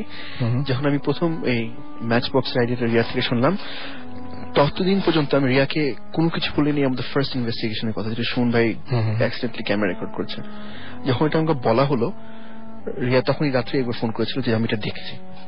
সাথে সাথে আমি তাই কিছু বলি না, ঠিক আছে ডোন্ট ওয়ারি অ্যাবাউট ইট, ওকে ভয় পাওয়াতে চাইনি আমি। আমার তো মেমোরি ক্লিক করলো যে সুমন ভাইয়ের ইনভেস্টিগেশন। সাথে সাথে আমি সুমন ভাইকে ফোন করলাম, সুমন ভাই মানে whatever you got on camera, my friend just described it, এখন এটা এক্স্যাক্টলি যেভাবে আপনি আমরা ক্যাচ করেছি ওটা। সো আমি তো রাত্রে ওকে ভয় দেবো, হ্যাঁ জোস এতে শোনা। সো পরে আমি ওর বাসায় গেলাম, বাসায় গিয়ে আমি ইনভেস্টিগেশনের মতো করে দেখলাম যে ওই কাপড় নড়াটা কোথায় ছিল, এসির পজিশনটা কোথায় ছিল, সবকিছু মানে মানে এটা মানে ইম্পসিবল একটা ব্যাপার, মানে পুরো প্রপার ইনভেস্টিগেশন যেটা আমরা সবসময় করি, যে মানে রিক্রিয়েট দ্য সিন, ওখানে করার, রাইট। হ্যাঁ, যে কোন পসিবিলিটি আছে ওকে বাতাস আসতে পারে এই থেকে, এসির আওয়াজ বাতাস আসতে পারে এই থেকে। So there is no way, AC হচ্ছে পিছিয়ে, there is a wall blocking ওই জায়গাটা। সো ওখানে, আর এর মধ্যে আমি বাইরে বসেছিলাম যে যদি কোনো কিছু পাওয়া যায়। সো সেই রাতে that was the first experience. আপনার সামনে এই ঘটনাটা ঘটলো। আমি দেখলাম পুরো বেন্ড হলো, মানে কেউ একজন খুললো কিন্তু তাকে দেখা যাচ্ছে না, জাস্ট বেন্ড হলো। আবার আমি পেছনের দিকে, আমার ডান দিকে হচ্ছে, আমার হাতে বাম দিকে হচ্ছে বাচ্চাটা, ভাবছে এপ্রিলের দিকে। নো ওয়ে পসিবল যে এই আওয়াজটা হতে পারে, মানে এটা কেউ টান দিতে পারে। আমার মনে হয় যে এটা সম্পর্কে যদি যারা শুনছেন তারাও যদি কোনো কিছু বলতে চান যে আপনাদের এরকম ঘটনা ঘটছে কিনা, ঘটতেই পারে, এটা তো বাসার ঘটনা এবং অনেক বাসাতে এরকম ঘটনা ঘটে, সেটা আমাদের সাথে শেয়ার করতে পারেন এসএমএস এর মাধ্যমে। আমরা একটা গান শুনবো, আর এই মুহূর্তে তার আগে বলি যারা এখন জয়েন করলেন তারা হয়তো জানেন না যে শাউট লিখে স্পেস দিয়ে আপনার নাম লিখে স্পেস দিয়ে আপনার মেসেজ লিখে পাঠিয়ে দিন 9840 নাম্বারে। আর এখন যে গানটা শুনবো সেটা ডিওর একটা গান, হলি ড্রাইভার। চলুন শুনে আসি গান। আমার কালেকশনে 200 কয়েন আছে, আর আমার আছে 1200 স্ট্যাম্প, সব বিদেশি। আমার খুব ভালো দুজন বন্ধু আছে। মাত্র 2 জন? আমার ফেসবুক ফ্রেন্ড লিস্টে 4000 বন্ধু। মেরে পাস মাল। আমার সিডি আছে প্রায় 400। Tintin full collection, latest software. I have a dream. আমার কিছুই নাই। নিষ্ঠুর এই পৃথিবীতে যার কিছুই নাই তারও আছে এয়ারটেল অফার। আমার এয়ারটেল আমার অফার। এয়ারটেল প্রিপেড থেকে *222# ডায়াল করে জেনে নিন আপনার অফার। কিছু না কিছু অপেক্ষা করছে সবার জন্য। দিন দিন কম্পিটিশন বাড়ছে, টেস্ট পরীক্ষা শেষ, এসএসসি পরীক্ষার জন্য কি যে করি। ও এই কথা, পাঞ্জেরি এসএসসি টেস্ট পেপারস আছে না, কমপ্লিট এক্সাম প্রিপারেশনের জন্য এবার পাঞ্জেরি টেস্ট পেপারস দিচ্ছে অপরন্ত সুবিধা। কি কি থাকছে? পরীক্ষার নিয়মিত সব আয়োজনের পাশাপাশি 2012 সালের পরীক্ষার্থীদের জন্য থাকছে এক্সক্লুসিভ সাজেশন ও বিষয়ভিত্তিক সুপার টিপস। অতিরিক্ত অনুশীলনের জন্য থাকছে internet link, free online exam ও ফ্রি সিডি। একসাথে এত কিছু? আরো আছে অনুশীলনের সুবিধার্থে পাঞ্জেরি টেস্ট পেপারস 4 খণ্ডে প্রকাশিত, যা পাওয়া যাচ্ছে আকর্ষণীয় একটি বক্সে। তাহলে তো পাঞ্জেরি সেরা, কারণ একমাত্র পাঞ্জেরি আমার প্রকৃত প্রয়োজন বোঝে। এসএসসি পরীক্ষার ভয় সেরা টেস্ট পেপারস দিয়েই করা যায়। এখন তো সময় এই দুটি হৃদয় কাছে আসা।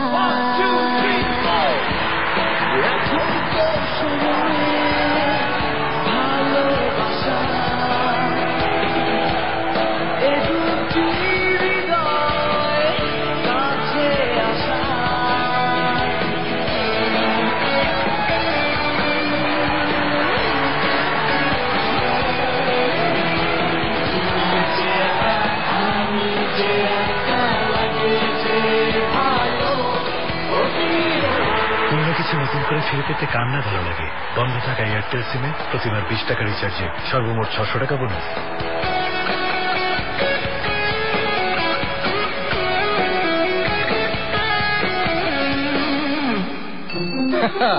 আমার কালেকশনে 200 কয়েন আছে, আর আমার আছে 1200 স্ট্যাম্প, সব বিদেশি।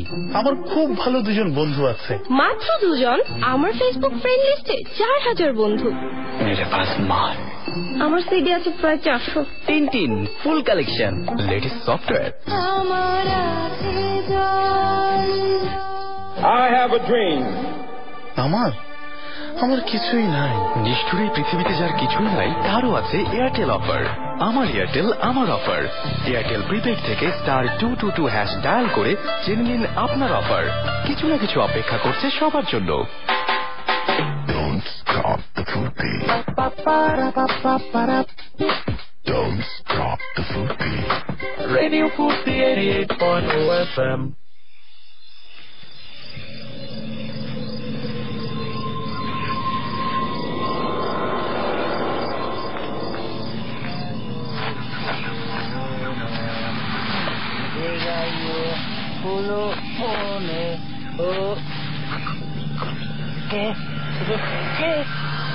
¿Qué, güey? FM.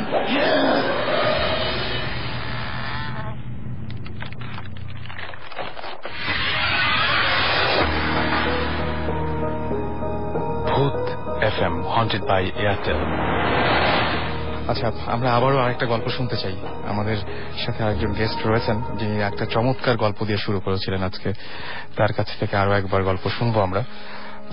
আপনার কাছে এখন কোন গল্পটা বলবেন আপনি? মানে যেটা আপনার আসলে গল্প বলাটা ভুল হচ্ছে, বারবার গল্প বলছি, কিন্তু ব্যাপারটা হচ্ছে এটা তার সাথে একদম ঘটেছে, জিনিসটা যেগুলো ঘটেছে সেগুলো তিনি শেয়ার করছেন। Thank you Rasel. সাকিব ভাই যেটা বলেছিল যে গোরস্থান একটা সেফ জায়গা, বাট আনফর্চুনেটলি আমার সাথে যেই ঘটনাগুলো ঘটেছে এটা আবারও সেই মানে গোরস্থান রিলেটেড। তো এটা ছিল এরকম, মানে তখন আমি ক্লাস 8-9 পড়ি।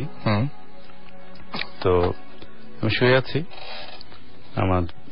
আমাদের ওই রুমটাতে আমরা 2 ভাই থাকতাম আর কি, মানে আমাদের দুজনের সিঙ্গেল 2টা বেড ছিল। তো আমি শুয়ে আছি, হঠাৎ করে মনে হলো যে আমার পা ধরে কেউ টানছে। আচ্ছা। তো স্পষ্ট আমি একটু অনুভব করলাম যে কেউ হাত ধরে যদি পা টানে যেরকম একটা ফিলিং হয়, ঠিক সেরকম, মানে সিমস যে কেউ আমাকে পা ধরে টানছে। এখন আমাকে কি মানে জাগানোর চেষ্টা করছে বা কিছু বলার চেষ্টা করছে, এরকম কিছু একটা।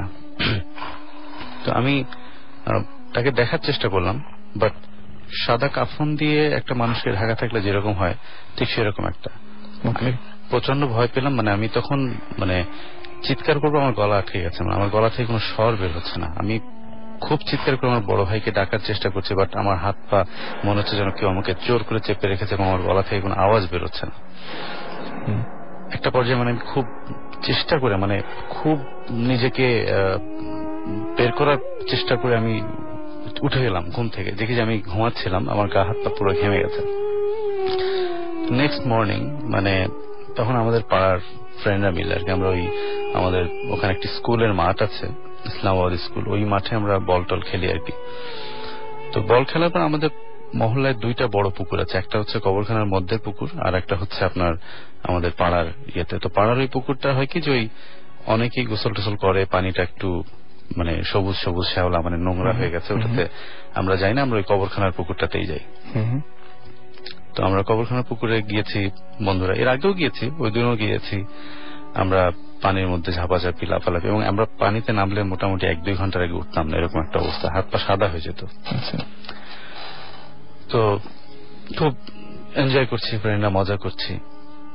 হঠাৎ করে আমার পায়ে কি একটা বাঁধলো, মানে কাঠে এসে বাঁধলে যেরকম হয় এরকম একটা কিছু একটা মনে হলো, কাঠের সাথে ধাক্কা লাগলো এরকম কিছু। তো আমি ওটাকে খুব একটা আমল দিই নাই, হয়তো ভাবলাম যে ঠিক আছে এখানে হয়তো যেহেতু কবরখানা হয়তো কোনো কাঠ টাট পড়ে থাকতে পারে। আমি আর একটু সরে গিয়ে আবার ওই জায়গায় আর একটু সরে গিয়ে আমি মানে ওরকম আমার বন্ধুদের সাথে খেলা করছি। এরপর আমার পায়ে কি যেন একটা কাপড়ের মতো, মানে মনে হচ্ছে যেন কাপড়ের মতো কি একটা জড়িয়ে যাচ্ছে। And then I really frighten, মানে আমি পা তুলে দেখি যে একটা সাদা কাপড় আমার হাতের সাথে চলে আসছে। আমি মানে খুব ভয়তে চিৎকার করে উঠেছি, আমার বন্ধুরাও চলে আসছে, এন্ড উই অল সি যে মানে একটা সাদা কাপড়। দেন তাড়াতাড়ি করে আমরা ওই চিৎকার করলাম, পুকুরের সব লোক মোটামুটি পুকুর থেকে উঠে গেল এবং আমরা সবাই পাড়ে চলে আসলাম। তখন ওই কবরখানার মধ্যে যারা কবর খোঁড়ে আর কি, এদেরকে ডাকা হলো, ওরা আসলো, ওরা এসে কাপড়টা টানাটানি করে উঠালো, দেখলো যে একটা ডেড মানে মরা বডি, অনেক আগের হয়তো কঙ্কাল হয়ে গেছে। তো এটা পুকুরের মধ্যে কিভাবে আসলো? এখন যুক্তি দাঁড় করার অনেক যুক্তি বলা যায় যে আসলে তো কবরখানার পুকুরটা যখন করা হয়েছিল নিশ্চয়ই অনেক কবর নষ্ট করেই ওটাকে পুকুর করা হয়েছে, কোনো বডি তো থাকলেও থাকতে পারে। বাট আমি তখন একটা রিলেশন খোঁজার চেষ্টা করলাম যে আমি কাল রাতেই একটা স্বপ্ন দেখলাম যে someone trying to say me something, এবং আজকেই আমার সাথে পায়ের সাথে এরকম কেন হলো। তখন আমি ভয় পেয়েছি, মানে আমার কাছে তখন মনে হয়েছে যে হয়তো এই আত্মাটা মানে ইটস নট এ, মানে হয় না যে অপরিতৃপ্ত কোনো আত্মা, মানে যে হয়তো পরিত্রাণ পাওয়ার জন্য, লাইক ওর তো মাটিতে থাকার কথা ছিল, বাট সে পুকুরে হয়তো সে কিছু বলতে চেয়েছিল এবং সেই মেসেজটা হয়তো সে আমাকে, আমার মানে আমি তখন ওই রিলেশনটা চেষ্টা করলাম বোঝার যে আমি কেন দেখলাম। This track was downloaded from FusionBD.com. ওই স্বপ্নটা দেখলাম, তার পরের দিন এরকম একটা ঘটনা ঘটল। রিলেশনটা এই জায়গাটাতে খুব অদ্ভুত যে আপনি আগের রাতে যা দেখলেন তার সিমিলার কিছু একটা পরের দিন ঘটলো। এবং আমি তখন আমার ফ্রেন্ডদেরকে বললাম যে দোস্ত জানিস আমি কিন্তু কাল রাতে এরকম একটা স্বপ্ন দেখেছি। নিশ্চয়ই, মানে তখন কেউ নিশ্চয়ই বিশ্বাস করেনি, তখন ওরাও ভয় পেল যে তোর সাথে এরকম কেন হলো? সেটাই মানে খুবই অদ্ভুত তখন আমরা ওই অবস্থায়। আজব ব্যাপার কি যে মানে আপনার সাথে এই ঘটনাটা আগের রাতে ঘটেছিল এবং আমার পায়ে, আপনার পায়ে কাপড়টা আটকেছে। এটা এরকম না যে অন্য কেউ বললো যে জানিস মানে কালকে আমি এরকম একটা স্বপ্ন দেখেছিলাম, তাহলে তো ঘটনাটা মানে বিচ্ছিন্ন ঘটনা হতো, কিন্তু পুরোপুরি আপনি আমার সাথে। তো তখন আমার ফ্রেন্ডরা আমাকে ওই ইমাম সাহেবের কাছে নিয়ে গেল মসজিদে। মানে তখন দুপুরের টাইম ছিল, জোহরের ওয়াক্ত হয়েছে বা জোহরের নামাজের পরে হবে। আমাকে তখন হুজুরের কাছে নিয়ে গেল, নিয়ে গিয়ে বললো যে হুজুর এই ব্যাপার, ও তো কালকে রাতে এরকম একটা স্বপ্ন দেখেছে এবং আজকে ওর সাথে এরকম একটা ঘটনা ঘটলো, তো আপনি একটু ওকে ঝেড়ে দেন আর কি। পরে হুজুর একটু ফুটো দিয়ে দিল যাতে আমি ভয়তে আমার না হয়, এবং আমি বাসায় চলে আসলাম। আমার পরে আর কোনো রিয়াকশন হয়নি, মানে সবাই বলেছিল হয়তো ভয়তে আমার জ্বর টর আসতে পারে, বাট না, আমার জ্বর আসেনি, কোনো সমস্যা না, কোনো সমস্যা। আমরা মানে কি বলবো যে ঘটনাগুলো, দুটো ঘটনা শুনলাম, দুটো ঘটনায় কবরখানা রিলেটেড এবং দুটো ঘটনায় খুব ভয়ঙ্কর। না, এই স্বপ্ন ব্যাপারটা খুব ইন্টারেস্টিং, খুব ইন্টারেস্টিং। মানে আমি এটা ভাবতেই পারছি না যে আগের দিন যেটা দেখলো পরের দিন সেটা কিভাবে হবে, জাস্ট আগের রাতে। সেটাই মানে অদ্ভুত একটা ব্যাপার এবং বেশ ভয়ঙ্কর ব্যাপারটা। আমার নিজেরও একটা মানে স্বপ্ন রিলেটেড ঘটনা আছে। Please please. তো এটা ইনফ্যাক্ট যেহেতু আপনি বলে ফেললেন, আমি এই সূত্র ধরেই বলি। সেটা হচ্ছে যে এটা প্রায় 17 বছর আগের ঘটনা। আচ্ছা। Yes, I am that old. তখন আমি আই থিঙ্ক ক্লাস 11-12 এরকম একটা গ্রেডে আছি, এ লেভেলস দিচ্ছি। আচ্ছা। তো আমি আর আমার একটা ফ্রেন্ড ছিল, নাম ফাইসাল। আচ্ছা। আমরা দুজন খুব নামাজ রোজা করতাম, এখন অনেক কম করি, তখন অনেক বেশি করতাম। আচ্ছা। মানে 5 ওয়াক্ত নামাজ পড়তাম, রোজা এখনো সব রাখি, তখনও সব রাখতাম, তখন তারাবি সব মানে রেগুলারলি পড়তাম, মানে খুবই রিলিজিয়াস ছিলাম, ফ্যানাটিক্যাল না বাট রিলিজিয়াস। ওকে। তো ওই সময় আমরা দুজন খুব ইন্টারেস্টেড হয়ে গেলাম জিনের ব্যাপারে। আচ্ছা। তখন নতুন নতুন অনেক কিছু দেখছি, শিখছি। তো জিন নিয়ে আমরা মহা রিসার্চ করতাম আর কি, মানে যত বইপত্র আছে এগুলো পড়তাম। তখন তো ইন্টারনেট ছিল না, তো ইন্টারনেট ঘাটাতে পারিনি, তখন লোকজনের সাথে কথা বলে, ফ্যামিলি মেম্বার্স, ফ্রেন্ডস, হুজুর টুজুর যারা ছিলেন সবার সাথে প্রায় জিন টিন নিয়ে কথা বলতাম আর কি। তো তখন আমার ভিতরে একটা মানে বিশাল আগ্রহ ছিল যে জিনকে যদি আমি দেখতে পারি এটা খুব মজা হবে আর কি। মানে বিশাল ব্যাপার, কারণ সারা জীবন শুনে এসেছি জিন আছে, এই সেই হ্যান ত্যান। এবং ইনফ্যাক্ট এর কিছু বছর আগেও আমাদের ফ্যামিলি, আমরা একটা জয়েন্ট ফ্যামিলিতে থাকতাম, 3 চাচার ফ্যামিলি একসাথে ছিলাম আমরা 3 তলা বিল্ডিং এ। ওখানে একটা ঘটনা ঘটেছিল যেটা আমি পরে বলবো, আজকে বলবো না। আচ্ছা। সো অনেক কিছু শুনে এসেছি, আমার আশেপাশের লোকজন এক্সপিরিয়েন্স করেছে। তো আমার খুব ইচ্ছা ছিল যে জিন যদি দেখতে পারি এটা একটা দারুণ একটা ব্যাপার হবে, এইরকম একটা ব্যাপার ছিল। তো একদিন স্বপ্ন দেখছি, মানে ঘুমিয়ে আছি, ঘুমের মধ্যে আমি একটা স্বপ্ন দেখছি, কিন্তু স্বপ্নে কিন্তু আমি জানি না যে আমি স্বপ্ন দেখছি। অনেক সময় কিন্তু আমরা জানি যে এটা স্বপ্ন। ওখানে আমি মানে আমার কাছে মনে হচ্ছে ইটস রিয়েল। তো আমি দেখছি যে আমি, আমার ফ্রেন্ড থাকতো ধানমন্ডি 28 নম্বর রোডে। আর এখনকার ধানমন্ডির সাথে তখনকার ধানমন্ডি কোনো তুলনা হয়, মানে এই প্রচুর পার্থক্য, অনেক ফাঁকা। তখন ছিল একদম ফাঁকা, একদম নিরিবিলি, এবং খুবই সুন্দর সবুজ একটা ইয়ে ছিল। এখন তো প্রচুর মার্কেট এন্ড কমার্শিয়াল হয়ে গেছে, তখন চুপচাপ ছিল। তো আমি দেখছি স্বপ্নে যে নর্মালি আমি যে কাজটা করতাম, বিকালের বাসায় চলে যেতাম, তারপর বের হতাম ঘুরতে। সেটাই দেখছি যে অ্যারাউন্ড 4টা বাজে, 3:30-4টা বাজে আমি ওর বাসায় গেছি। তো আমরা দুজন একসাথে বাসা থেকে বের হয়েছি, বের একটা রিক্সা নিয়েছি, রিক্সা নিয়ে যাচ্ছি। 28 নম্বর থেকে বের হয়ে আমরা 32 নম্বর ব্রিজে গেলাম, ধানমন্ডি 32 নম্বর ব্রিজ, রাইট? ব্রিজটা ক্রস করলাম, ক্রস করে ফর সাম রিজন আমরা দুজনে উই লুক ব্যাক, যে পিছু ফিরে থাকলাম ব্রিজের দিকে, দেখি যে ব্রিজটা ইজ টোটালি ডিস্ট্রয়েড। ব্রিজটা, হ্যাঁ, ব্রিজটা একটা ধ্বংসস্তূপ। আমরা ইমিডিয়েটলি রিক্সাওয়ালাকে বললাম, ভাই রাখেন রাখেন রাখেন। ও রাখলো, আমরা দুজনেই নামলাম, নেমে হেঁটে গেলাম ব্রিজের কাছে, গিয়ে দেখি যে ব্রিজটা নট অনলি ধ্বংস হয়ে আছে, এটা একটা মানে পুরনো ধ্বংসস্তূপ। ব্রিজটা, হ্যাঁ ব্রিজটা, মানে এটা এখন ভাঙেনি, এখন ধ্বংস হয়নি, এটা অনেক আগে ধ্বংস হয়েছে। মানে পুরনো একটা যে লালচে টাইপের ইয়ে হয়ে যায় না, একটু মানে সেপিয়া কালার ইট হয়ে যায়, ওটার মধ্যে শ্যাওলা থাকে, একটু ঘাস জমে আছে, একটু এদিক দিয়ে 2-3টা ডাল উঠছে, পুরা ব্রিজটা ওই রকম অবস্থায় লেকের মধ্যে পড়ে আছে। আর আমরা দুইজনে এখানে মানে বলে গেছে মাথা চুলকাচ্ছি। আমি তখন ফাইসালকে বললাম, ফাইসাল আমরা এই মাত্র ব্রিজটা ক্রস করলাম না? ফাইসাল বলছে, হ্যাঁ দোস্ত আমরা এই মাত্র ব্রিজটা ক্রস করছি। আমি বলছি, ব্রিজটা কি ক্রস করার আগে ভাঙা ছিল নাকি এখন ভাঙছে? ফাইসাল বলে, ব্রিজটা যেহেতু আমরা ক্রস করছি তার মানে ব্রিজটা ছিল। Why are you even asking me that? আমি বলছি, আমি জানি না, but I am asking you this because এটা কেমনে হয়, ব্রিজ আমরা ক্রস করলাম, ব্রিজ ভাঙা কেমনে? আই ডোন্ট নো দোস্ত। তারপরে দুজন ভালো, আচ্ছা ঠিক আছে ফাইন, এটা will figure it out litre বলে আমরা আবার রিক্সা উঠছি।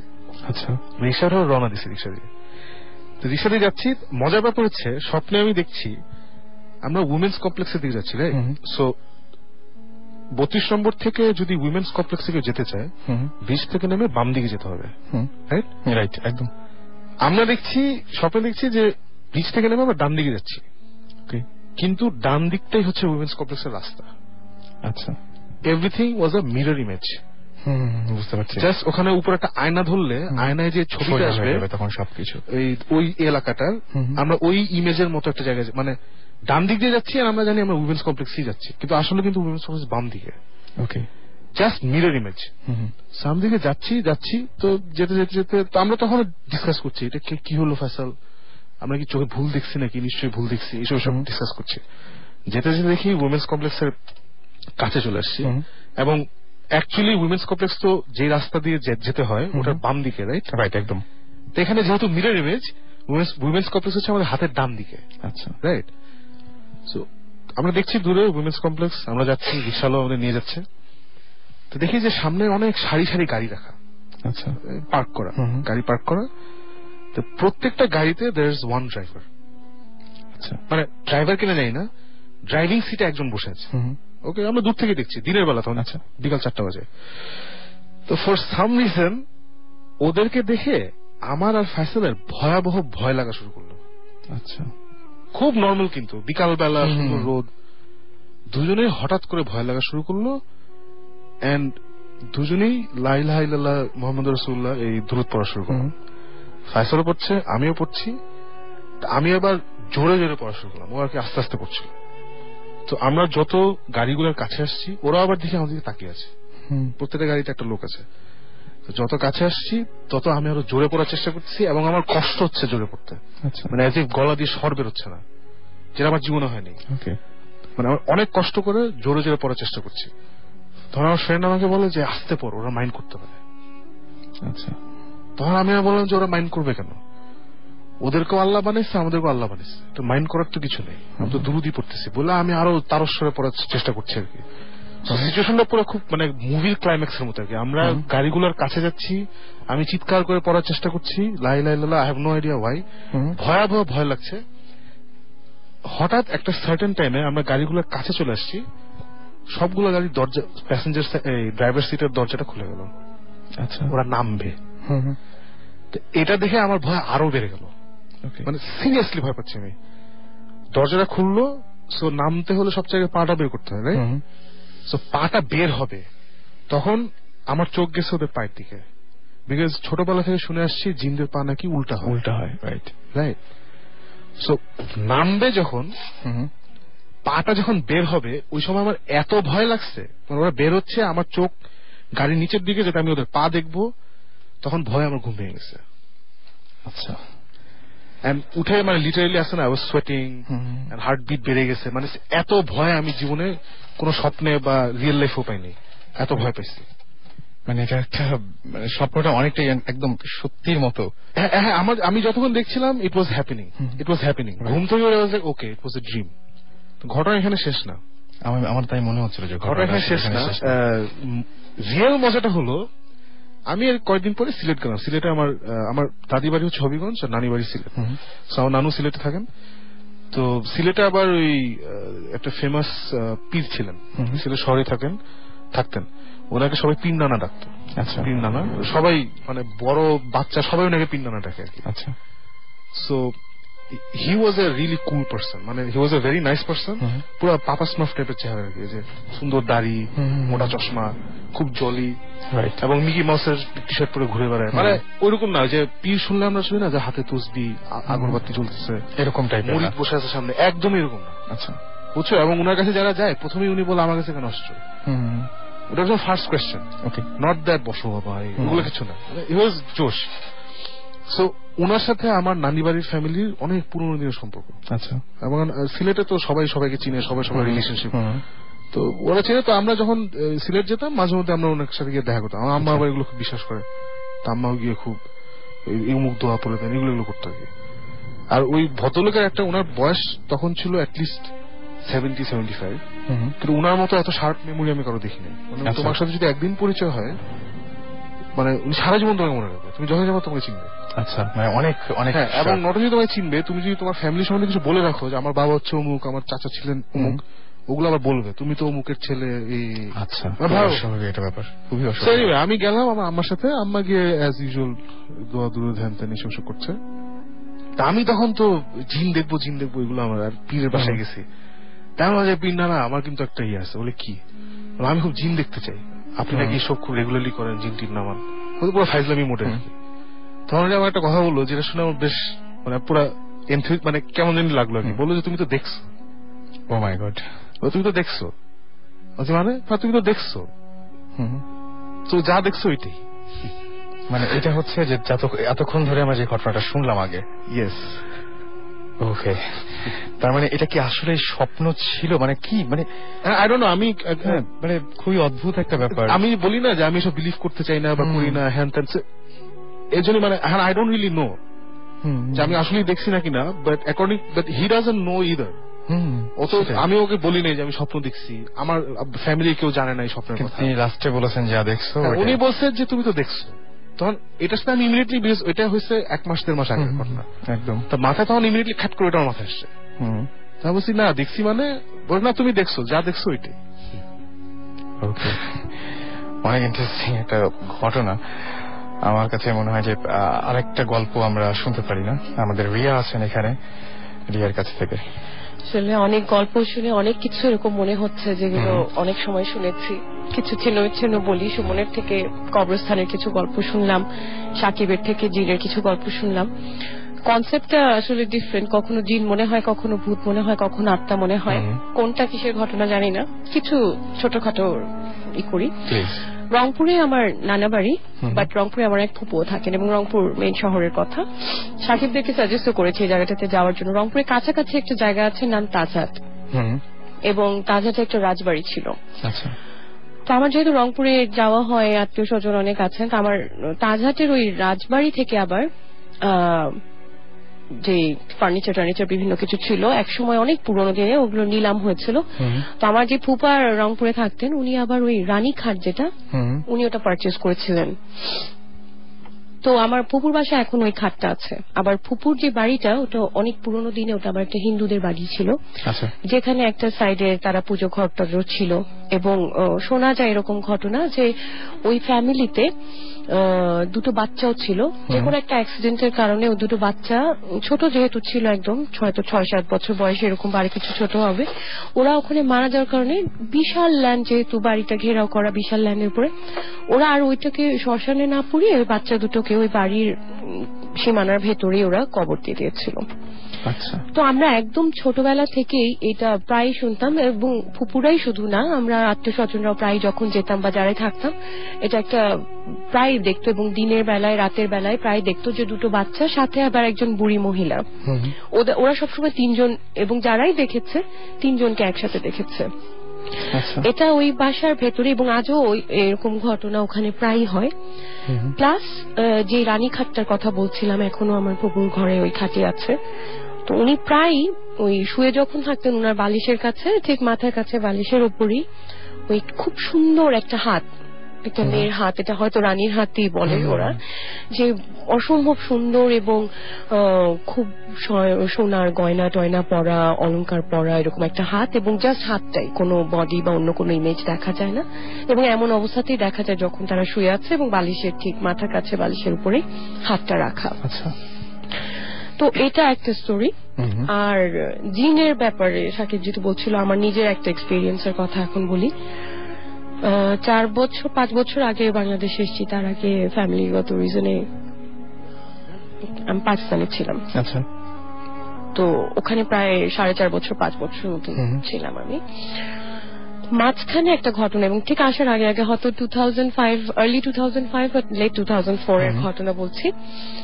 এরকম প্রায় দেখা যায়, এখানেও দেখা যায় ওখানেও দেখা যেত, যে জিন টিনের কাজ কারবার করে অনেকেই নানান রকম মানুষজন যাচ্ছে তাদের কাছে সলা পরামর্শের জন্য, কোনো প্রবলেমের সমাধানের জন্য।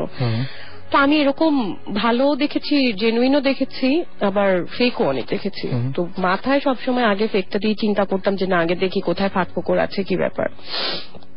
তো পার্সোনাল এক্সপিরিয়েন্সটা হচ্ছে এরকম, যেই জায়গাটার কথা বলছি ওখানে গেছি, এবং উনি বলছেন যে হ্যাঁ, যে পার্সোনাল সমস্যার ব্যাপারে গেছে, উনি বলছেন হ্যাঁ এরকম জিন দিয়ে, জিনের থ্রুতেই তারা কোনো একটা, it's about related to black magic too.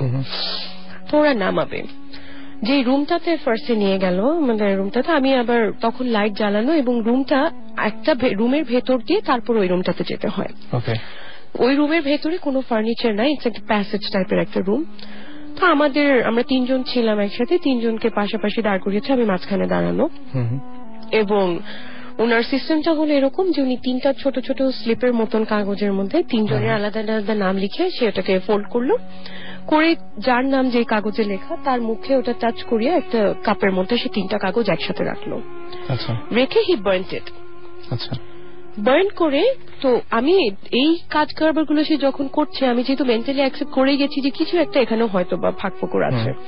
তো by that time I am looking around যে কোথায় ভেন্টিলেটর আছে, কোন দিক দিয়ে কোনো মাইক টাইক কিছু থাকতে পারে, কি হতে পারে next, I don't know. But usual practice যে ওরা কোনো একটা বলবে যে আসছে বা কিছু একটা এরকম না। তো আমি বাই দিস টাইম আমি দেখছি, এবং ইটস টোটালি ব্লকড একটা রুম, কোনো ভেন্টিলেটর নাই, কোনো জানালা নাই, একটাই দরজা, যে দরজাটা দিয়ে বের হলে ওই কানেক্টিং রুমটাতে, এটা হচ্ছে কোনো, you don't have another way out. এবং ঠিক রুমটার মাঝখানে একটা ছোট পিড়ি টাইপের একটা রাখা, একটু বড় পিড়ি টাইপের।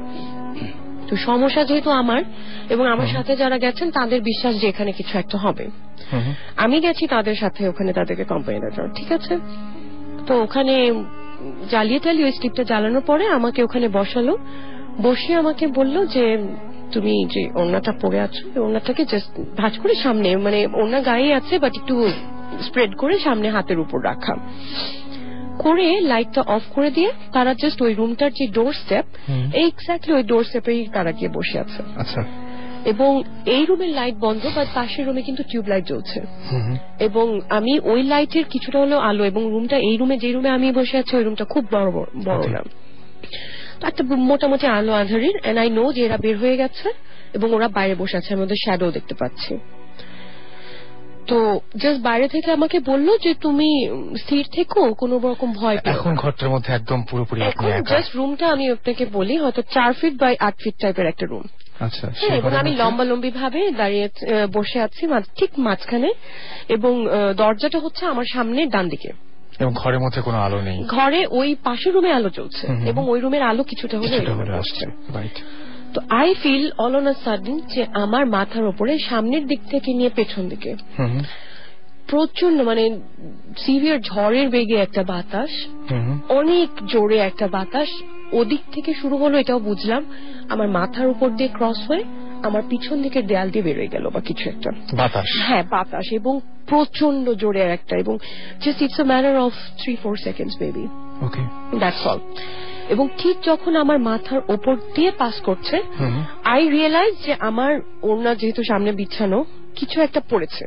আচ্ছা, আমি জানি না, তো অতখানিও আলো আসছে না, এবং ওই রকম অবস্থা আমি আর ওই সিচুয়েশনে নাই যে আমি ওটা দেখবো। তো আমার চোখ দিয়ে দর দর করে পানি পড়া বের হয়েছে, কারণ আমি প্রচন্ড ভয় পেয়ে গেছি। I don't know what's happening. আমি জাস্ট ওর চলে যাওয়ার পরে আমাকে বাইরে থেকে বললো যে তুমি বের হয়ে আসো। আমি ওই হাতটা দিয়ে ওনাটাকে এভাবে আমার বুকে জড়িয়ে ধরে, আমি দেখিও নি, আমি বের হয়ে এসে জাস্ট ওই দরজার কাছে আমি বসে পড়েছি, মাটিতে বসে পড়েছি, পরে আমি ওনাটা এভাবে সামনে ছড়িয়ে দিয়েছি।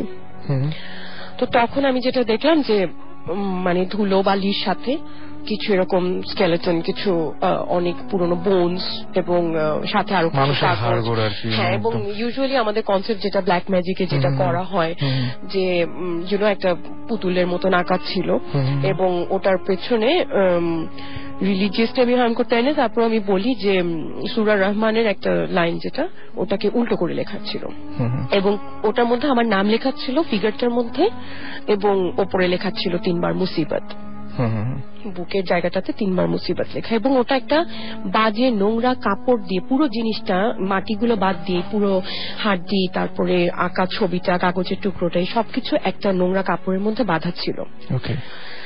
নাও দ্য পয়েন্ট ইজ, এখানে কালো জাদুটা কিন্তু ব্যাপার না। পয়েন্ট ইজ, আমি তার আগে পর্যন্ত একদম কনসিয়াস মাইন্ডে পুরো রুমটাকে আমি রিভিউ করে নিয়েছিলাম, and once and for all আমি এখনো ক্লেম করে বলতে পারি যে ওইটুকু টাইমের মধ্যে ওরা বের হয়ে যাওয়ার পরে ওই বাতাসের সোর্স এবং কিভাবে আমার মাথা থেকে যে পড়লো, এবং আই ক্যান ফিল যে সিলিং থেকেই পড়ছে এবং কিছু পাস করে যাওয়ার সময় পড়ছে। রাইট। তো এবং এই জিনিসটা আমার চোখের সামনে দেখা, it all happened in afternoon, মানে মিড নুন, একদম দুপুর 12টা-1টার সময়, এরকম সময়। রাইট। সো এই ব্যাপারটা খুবই অদ্ভুত, খুবই অদ্ভুত। যাই হোক, আমাদের সময়ও প্রায় শেষ হয়ে আসছে। তবে যে কারণে আমার কি গলা শোনা যাচ্ছে, একদম, তুমি যে কারণে গিয়েছিলে সেটা কি help? I didn't even know যে আমার প্রবলেমটা বেসিক্যালি ব্ল্যাক ম্যাজিক কারণেই ছিল কিনা। পরে এই প্রবলেমটা অন্যভাবে সলভ হয়েছে। এখন আই ডোন্ট রিয়েলি নো যে ওই তাবিজগুলো বের হওয়ার কারণেই হয়েছে নাকি it naturally happened. I still don't know that. হ্যাঁ, but the problem was over. Okay, problem সমাধান হয়েছে আর কি সমস্যার। ওকে, আমরা লাস্টে আরেকটা গল্প শুনতে যাচ্ছি আর কি শেষ করার আগে, রাইট? সুমন ভাইয়ের কাছে।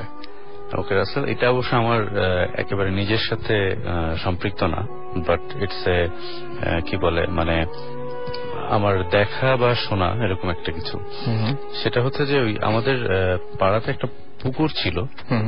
তো পুকুরটা নিয়ে অনেকের অনেক রকমের, আমি কুসংস্কার বলবো না, বিকজ অনেকে এটাকে মানে বিশ্বাস করতো, রীতিমতো বিশ্বাস করতো আর কি।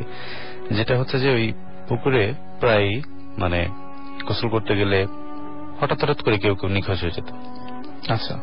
ইভেন অনেক সময় ভর দুপুর বেলায় দেখা গেল ছোট বাচ্চা গোসল করতে গিয়েছে, 4-5টা বাচ্চাদের সাথে একজন নাই। এবং এরকমও শোনা গেছে যে যার বাচ্চা মিসিং হয়েছে বা যে লোকটা মিসিং হয়েছে তার আগের রাতে স্বপ্ন দেখে যে একটা খালি কলস, মানে খালি কলস একটা স্বপ্ন দেখায় যে পুকুরে ভাসছে। That mean that pond is asking something. এবং দেখা যায় যে যাকে স্বপ্নটা দেখিয়েছে নট রিয়েলি যে তার ফ্যামিলিতে কেউ হবে, বাট নেক্সট মর্নিং বা নেক্সট ডেতে কেউ একজন মিসিং। তো যেটা হলো যে এই পুকুরটা নিয়ে যেহেতু সবারই একটা মানে এরকম ভয় বা ভীতি ছিল, তো এক সময় ওই পুকুরের ওই জায়গাটুকুর যে মালিক ছিল হি ডিসাইডেড যে ওকে সে সেল করে ফেলবে। তো সে জায়গাটা সেল করে ফেললো এবং একজন লোক সেটা ভরাট করে বাড়ি বানাবে আর কি। ওকে। তো মাটি ফেলা শুরু হলো। তো যখন ভরাট হয়ে গেছে, মোটামুটি পাইলিং এর জন্য সে রেডি, এরকম একটা সময় ওই যে বাড়িটা জমিটা কিনেছে তার ওয়াইফ স্বপ্ন দেখছে যে তার কাছে জোড়া ডাব, আচ্ছা, একটা স্বপ্ন দেখাচ্ছে যে জোড়া ডাব তার কাছে চাচ্ছে। ওকে। তো ডাবের সাথে কি সম্পর্ক আসলো ওই বউটা ঠিক বুঝলো না। তো সে পরদিন সকালে তার হাজবেন্ডকে বললো যে দেখো আমি তো এরকম একটা স্বপ্ন দেখলাম, আমাকে একটা জোড়া ডাব চাচ্ছে আমার কাছে এবং পুকুরটা চাচ্ছে। মানে সে স্বপ্ন দেখলো এরকম যে পুকুরটাই তার কাছে একটা জোড়া ডাব চাচ্ছে। তো সে ভয় পেল, সে তার হাজবেন্ডকে বললো যে আমার মনে হয় তুমি পুকুরটাকে বাঁধ দাও, দ্যাট মিন হুজুর ফুজুর কাউকে ডেকে চারিদিকে কোনো সুরা টুরা দিয়ে কোনো একটা বাঁধ দাও। তো হাজবেন্ড প্রথমে জিনিসটা আমল দেয়নি, পরে চিন্তা করলো যে ঠিক আছে বউ যখন এত করেই বলছে তাহলে এটা করেই দেখি। তো সে তখন একজন হুজুরকে ডাকলো, ডেকে বললো যে এই অবস্থা, আমার ওয়াইফ তো স্বপ্ন দেখেছে যে একটা জোড়া ডাব সে চাচ্ছে। তো বললো যে তাহলে কি করা যায়? তো ঠিক আছে, হুজুর কিছু সূরা টুরা লিখে চার কোনায় আর কি 4টা বিভিন্ন জায়গায় পুঁতে রেখে আসলো যে পুকুরটাকে বাঁধ দেওয়া হয়েছে। তো ভদ্রলোকের 3 ছেলে মেয়ে ছিল আর কি, মানে দুটো ছোট, 2জন ছোট আর একজনের বয়স, মানে একজনের এইজ হবে বোধহয় 10-12, আর একজনের 8 আর একজনের 6, এরকম একটা। তো পরদিন ওরা স্কুলে যায়, 3জনই যখন স্কুলে যায়, ছোট 2জন আর কি, মানে বড়টার বোধহয় আগে ছুটি হয়ে যায়, ছোট জনের বোধহয় 1 ঘন্টা বা 1.5 ঘন্টা আগে ছুটি হয়। তো স্কুল থেকে ফেরার পথে ওরা ট্রাক একটা হিট করে, হিট করলে 2টো বাচ্চাই মারা যায়। 2টো বাচ্চা একসঙ্গে মারা যায়।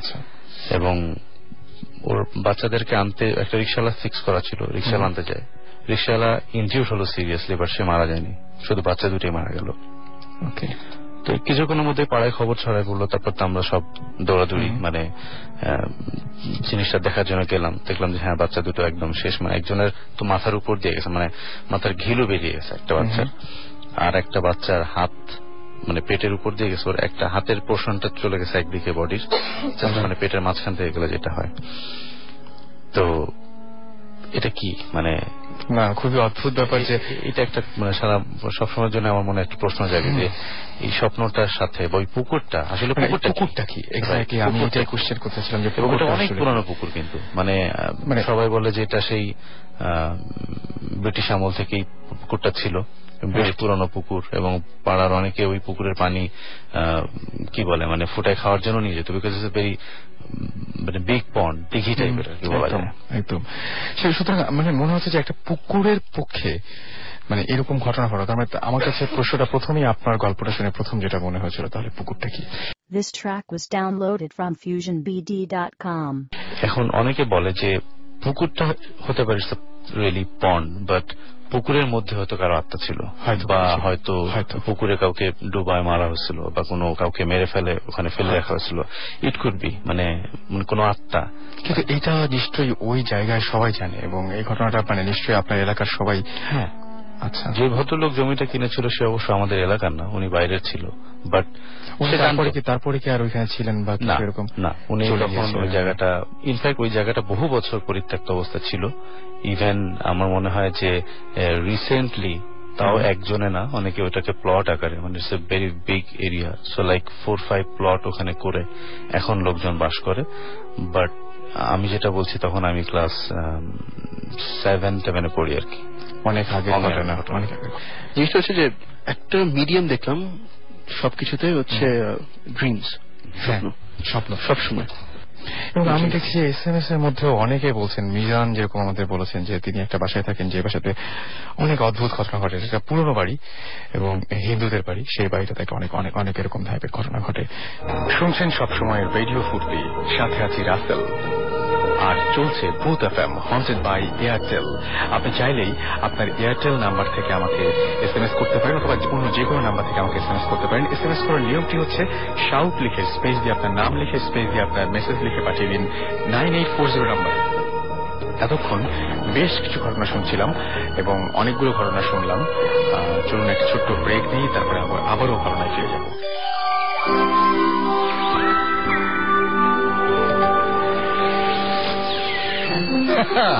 আমার কালেকশনে 200 কয়েন আছে। শোনা যায় যে একজন মহিলাকে দাঁড়িয়েছিল এখানে।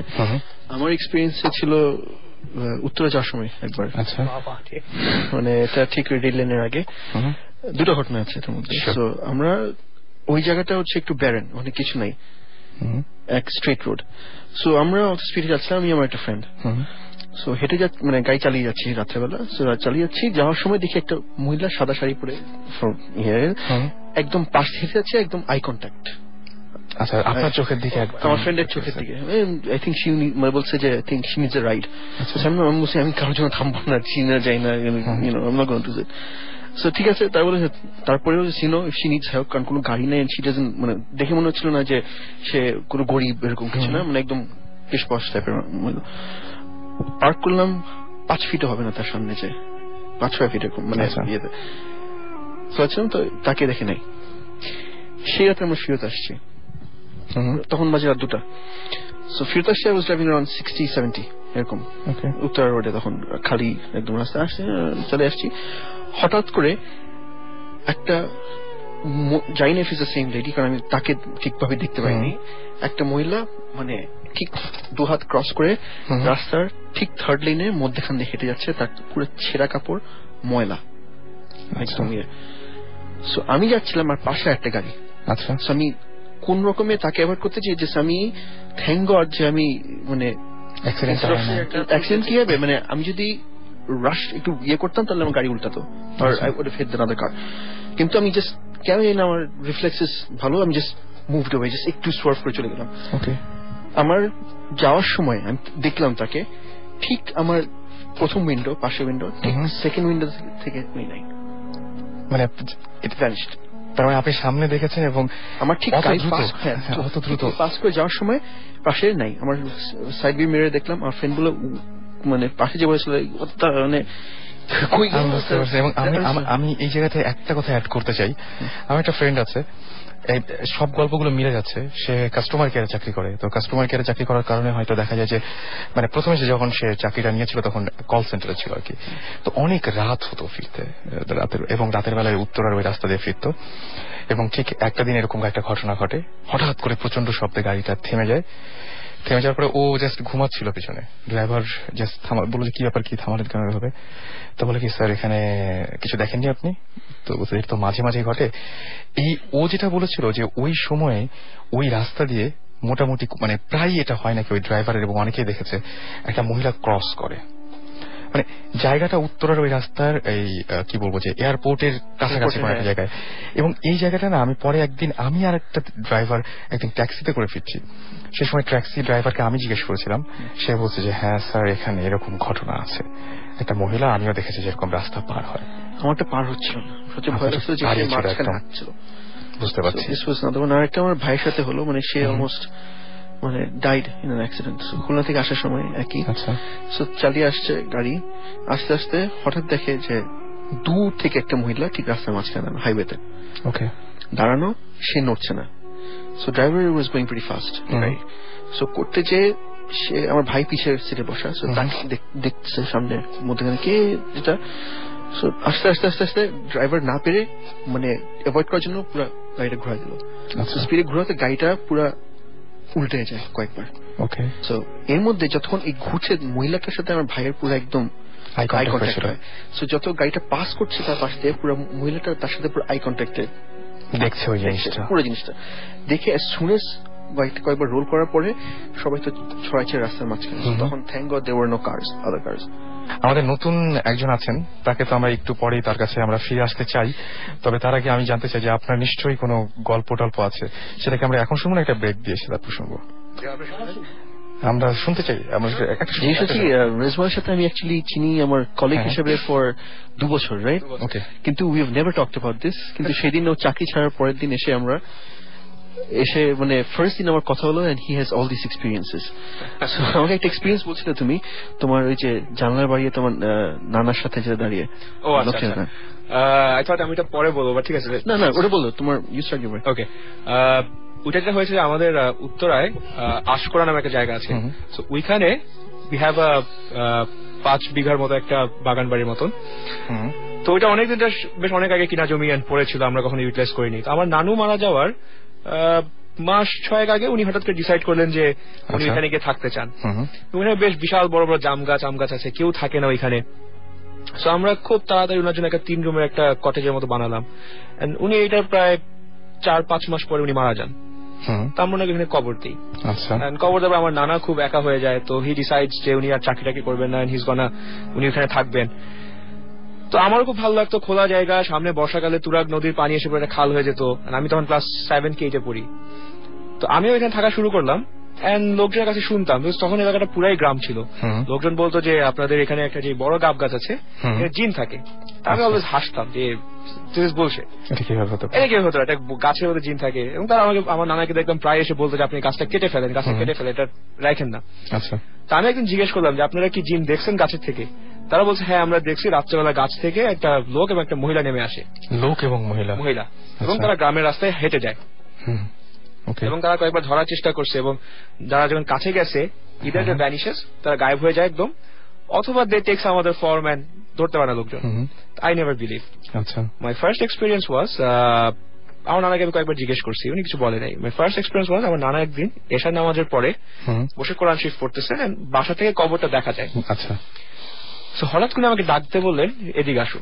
তা আমি ওনার কাছে গেলাম, উনাকে বললেন বাইরে তোমার নানুর কবরের দিকে তাকাও। আমি কবর দিকে তাকাই এলাম, অনেকক্ষণ বাইরে অন্ধকার, লাইট আলো যতটুকু দেখা যায়। অনেকক্ষণ পরে আমি বললাম তুমি কি কিছু দেখছো সেখানে? ওনাকে জিজ্ঞেস করলাম, ওনা বললো হ্যাঁ তুমি দেখো, তুমিও দেখবা। আচ্ছা। এবং দেখলাম যে পুরো বোঝা যাচ্ছে যে 2টা হিউম্যান বডি স্ট্রাকচার দাঁড়ায় আছে, and they are so huge. এবং কবরের পাশে জাম গাছটা, এটা 40 কি 50 বছর পুরনো একটা জাম গাছ। আচ্ছা। আমি এইটুকু বুঝলাম যে বডি স্ট্রাকচার 2টাই জাম গাছ ছাড়াই উপরে উঠে গেছে। ও মাই গড। এবং ওইখান থেকে এবং কোরআন শরীফের তেলাওয়াতের আওয়াজ পাচ্ছিলাম আমি খুব ভয় পেয়ে গেছি। আমি নানাকে বললাম যে একটা লাঠি দাও, লাঠি দাও, আমি রান আফটার দেম। না যে করো না, এরা তো তোমার কোনো ক্ষতি করতেছে না। এবং আমি দেখলাম অনেকক্ষণ এখানে দাঁড়ায় রইলো, কোরআন শরীফ তেলাওয়াত করলো এবং আস্তে আস্তে করে জিনিসটা মিলাই চলে গেল। মানে এই কোরআন তেলাওয়াত ওদের কাছ থেকে আপনি? ওদের কাছে, ওইখান থেকে আওয়াজটা আসতেছিল এখান থেকে। ওকে। তো এই জন্যই আমার নানা বলছে যে আমি গাছটা কোনো কাটতে চাই নাই। And my second experience with them was, একদিন কারেন্ট চলে গেছে, আর যেহেতু এটা একটা গ্রামের মতো এলাকা ছিল, সো এই আপনার এই বাঁশের বেড়া দেওয়া থাকতো বাড়ির চারদিকে, তো একটা বেড়ার দরজা ছিল, তো এরকম খুললে ছেড়ে অটোমেটিক আবার লেগে যেত ঠাস করে আওয়াজ করে। আচ্ছা। আমি একদিন এরকম বেড়ার দরজাটা খুলে দাঁড়ায় আছি। আচ্ছা। এবং আমি ইচ্ছাকে একটা পাথর দিয়ে আটকে রাখছি, বিকজ আমি ভাবছি যে এখন না আটকে আমি আবার ভিতরে যাবো। আমি হঠাৎ করে দেখলাম পাথরটা সরে গেল, দরজা ঠাস করে লেগে গেল বেড়া দরজাটা। আমি একা, এবং ওই গাব গাছের নিচে আমি দাঁড়ায় আছি। আমি আবার দরজা খুললাম, খুলে দোয়াটা পড়লাম, পরে একটু জোরে হইচি আওয়াজ টাওয়াজ করলাম, করে আবার দরজা খুললাম, আবার পাথরটাকে উঠাই এখানে রাখলাম, রেখে একজন দাঁড়ায় আছি, কিচ্ছু হলো না। আমি যেই পিছন ফিরলাম, আওয়াজ হলো, একটা খুট করে আওয়াজ হলো, তাকে দেখি পাথরটা সরে গেছে, দরজা আবার ঠাস করে লেগে গেল। মানে এই জিনিসটা একদম আপনার সামনে, চোখের সামনে, আমার চোখের সামনে। আমি তো দোষ না, স্বাভাবিক, সেটাই স্বাভাবিক। সাকিব, আমরা একটা ব্রেক নিয়ে তারপরে দারুণ বলেছো। হ্যাঁ, একদম। সো আমরা এখন যেটা করব সেটা হচ্ছে একটা গান, একটা গান শুনবো। গানটা is we want to dedicate to আমাদের ডিয়ার ফ্রেন্ড সোহানা, যে এখন আমাদের প্রোগ্রামটা শুনছে, এবং তার কাছে আজকে খবর পেয়েছি যে ওদের মানে চীনা একটা বাসা আছে, যেখানে কোনো ভাড়াটিয়া 7 দিনের বেশি থাকে না, এবং ওই টাকা পয়সা ফেরত দিয়ে ওরা চলে যায় বেসিক্যালি। সো আমরা সুমন ভাইয়ের সাথে ওখানে ইনভেস্টিগেট করতে যাচ্ছি। আচ্ছা। But this song is for her, it's the Eagles এর love will keep us alive. Okay, আমরা শুনে আসি গানটি, and stay tune to radio Foorti. ফিরে আসছি একটু পরে।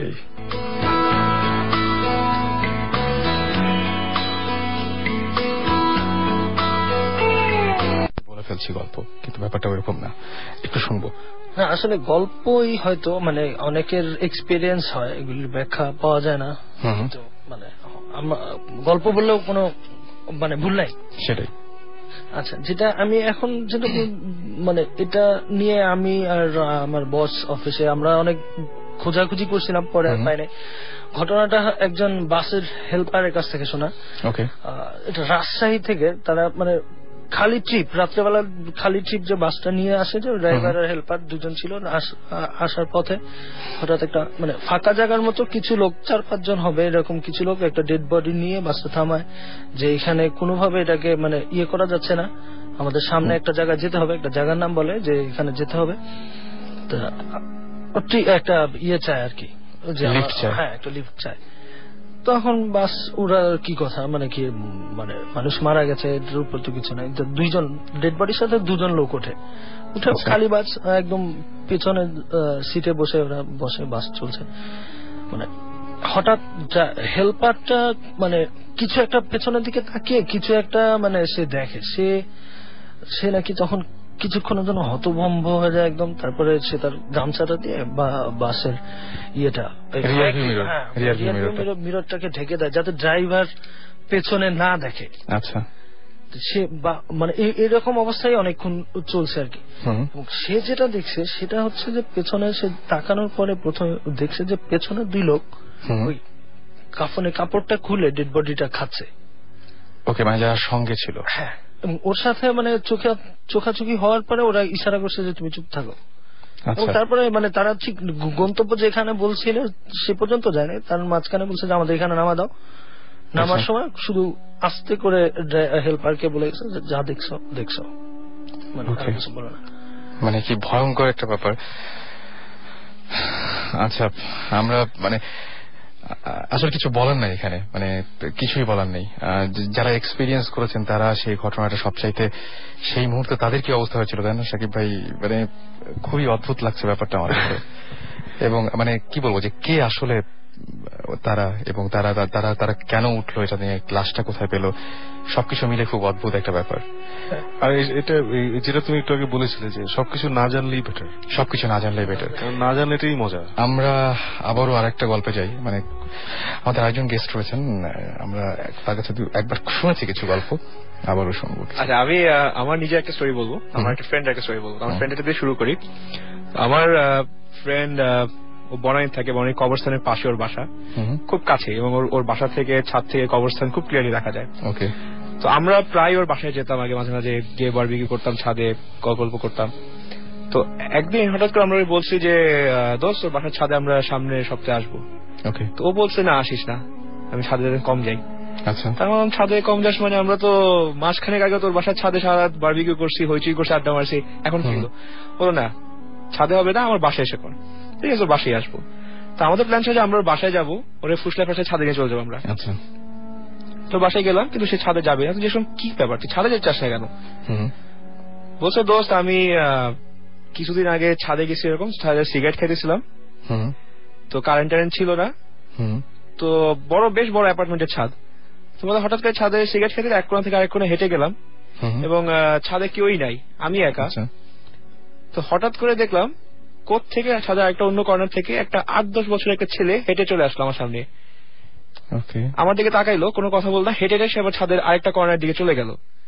তা আমি জিজ্ঞেস করলাম এই তুমি কোথা থেকে আসছো, কে? কোনো কথা বললো, সে হেঁটে চলে সিঁড়িতে নেমে চলে গেল।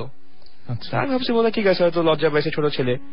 আমি তারা সিগারেট খাইতেছি, একটু পর যখন কারেন্ট আসছে, ছাদের একটা কর্নার সবসময় অন্ধকার থাকতো, এখানে লাইট টাইট থাকতো না। তো আমি এখানে সিগারেটটা নিভাইতে গেছি, গিয়ে দেখি এক বয়স্ক লোক নামাজ পড়ছে জায়গায়। আচ্ছা। বলে আমি যখন সিগারেটটা দেখ আমার হাতে সিগারেটটা সেই জায়গায় মানে একদমই নামাজ পড়ছে, এবং আমি যেইকে দাঁড়াইলাম উনি জাস্ট ডান দিকে মাথা ঘুরে আমার দিকে তাকাইলো।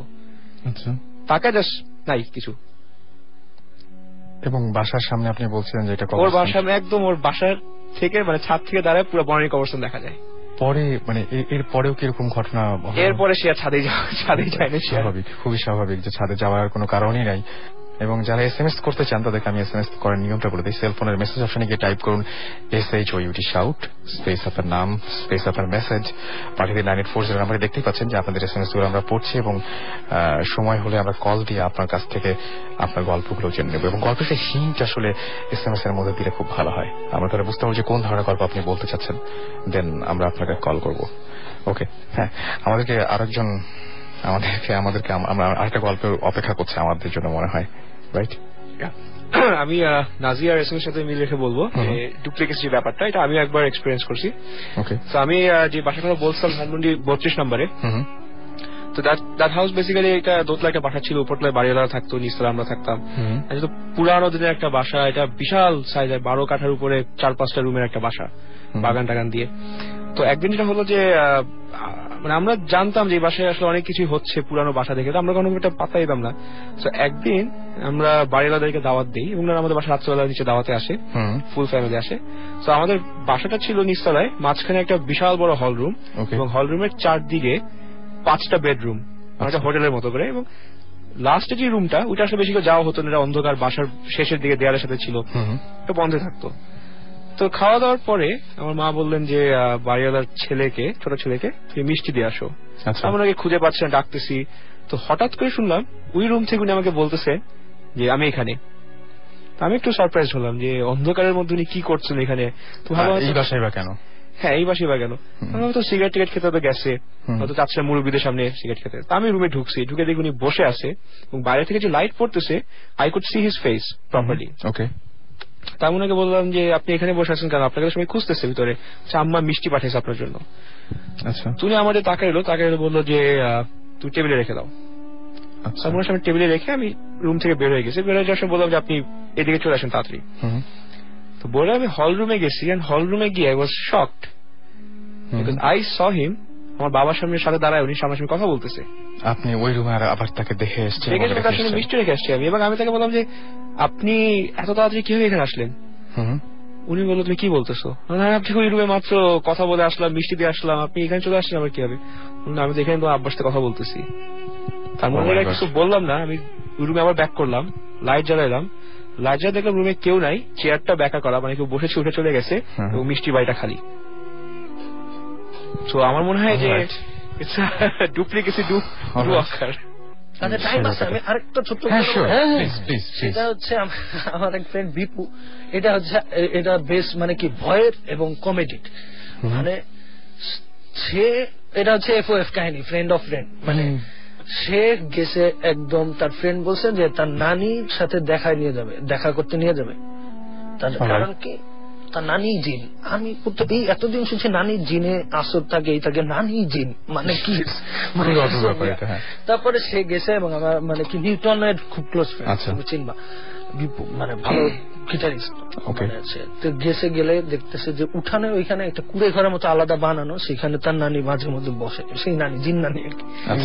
সবার সাথে কথা বলে না, তো একটা শাড়ি বাসের একটা ইয়ে দেওয়া আছে, তার পাশ থেকে একটা শাড়ি দেওয়া, ওই পাশে কেউ নাই।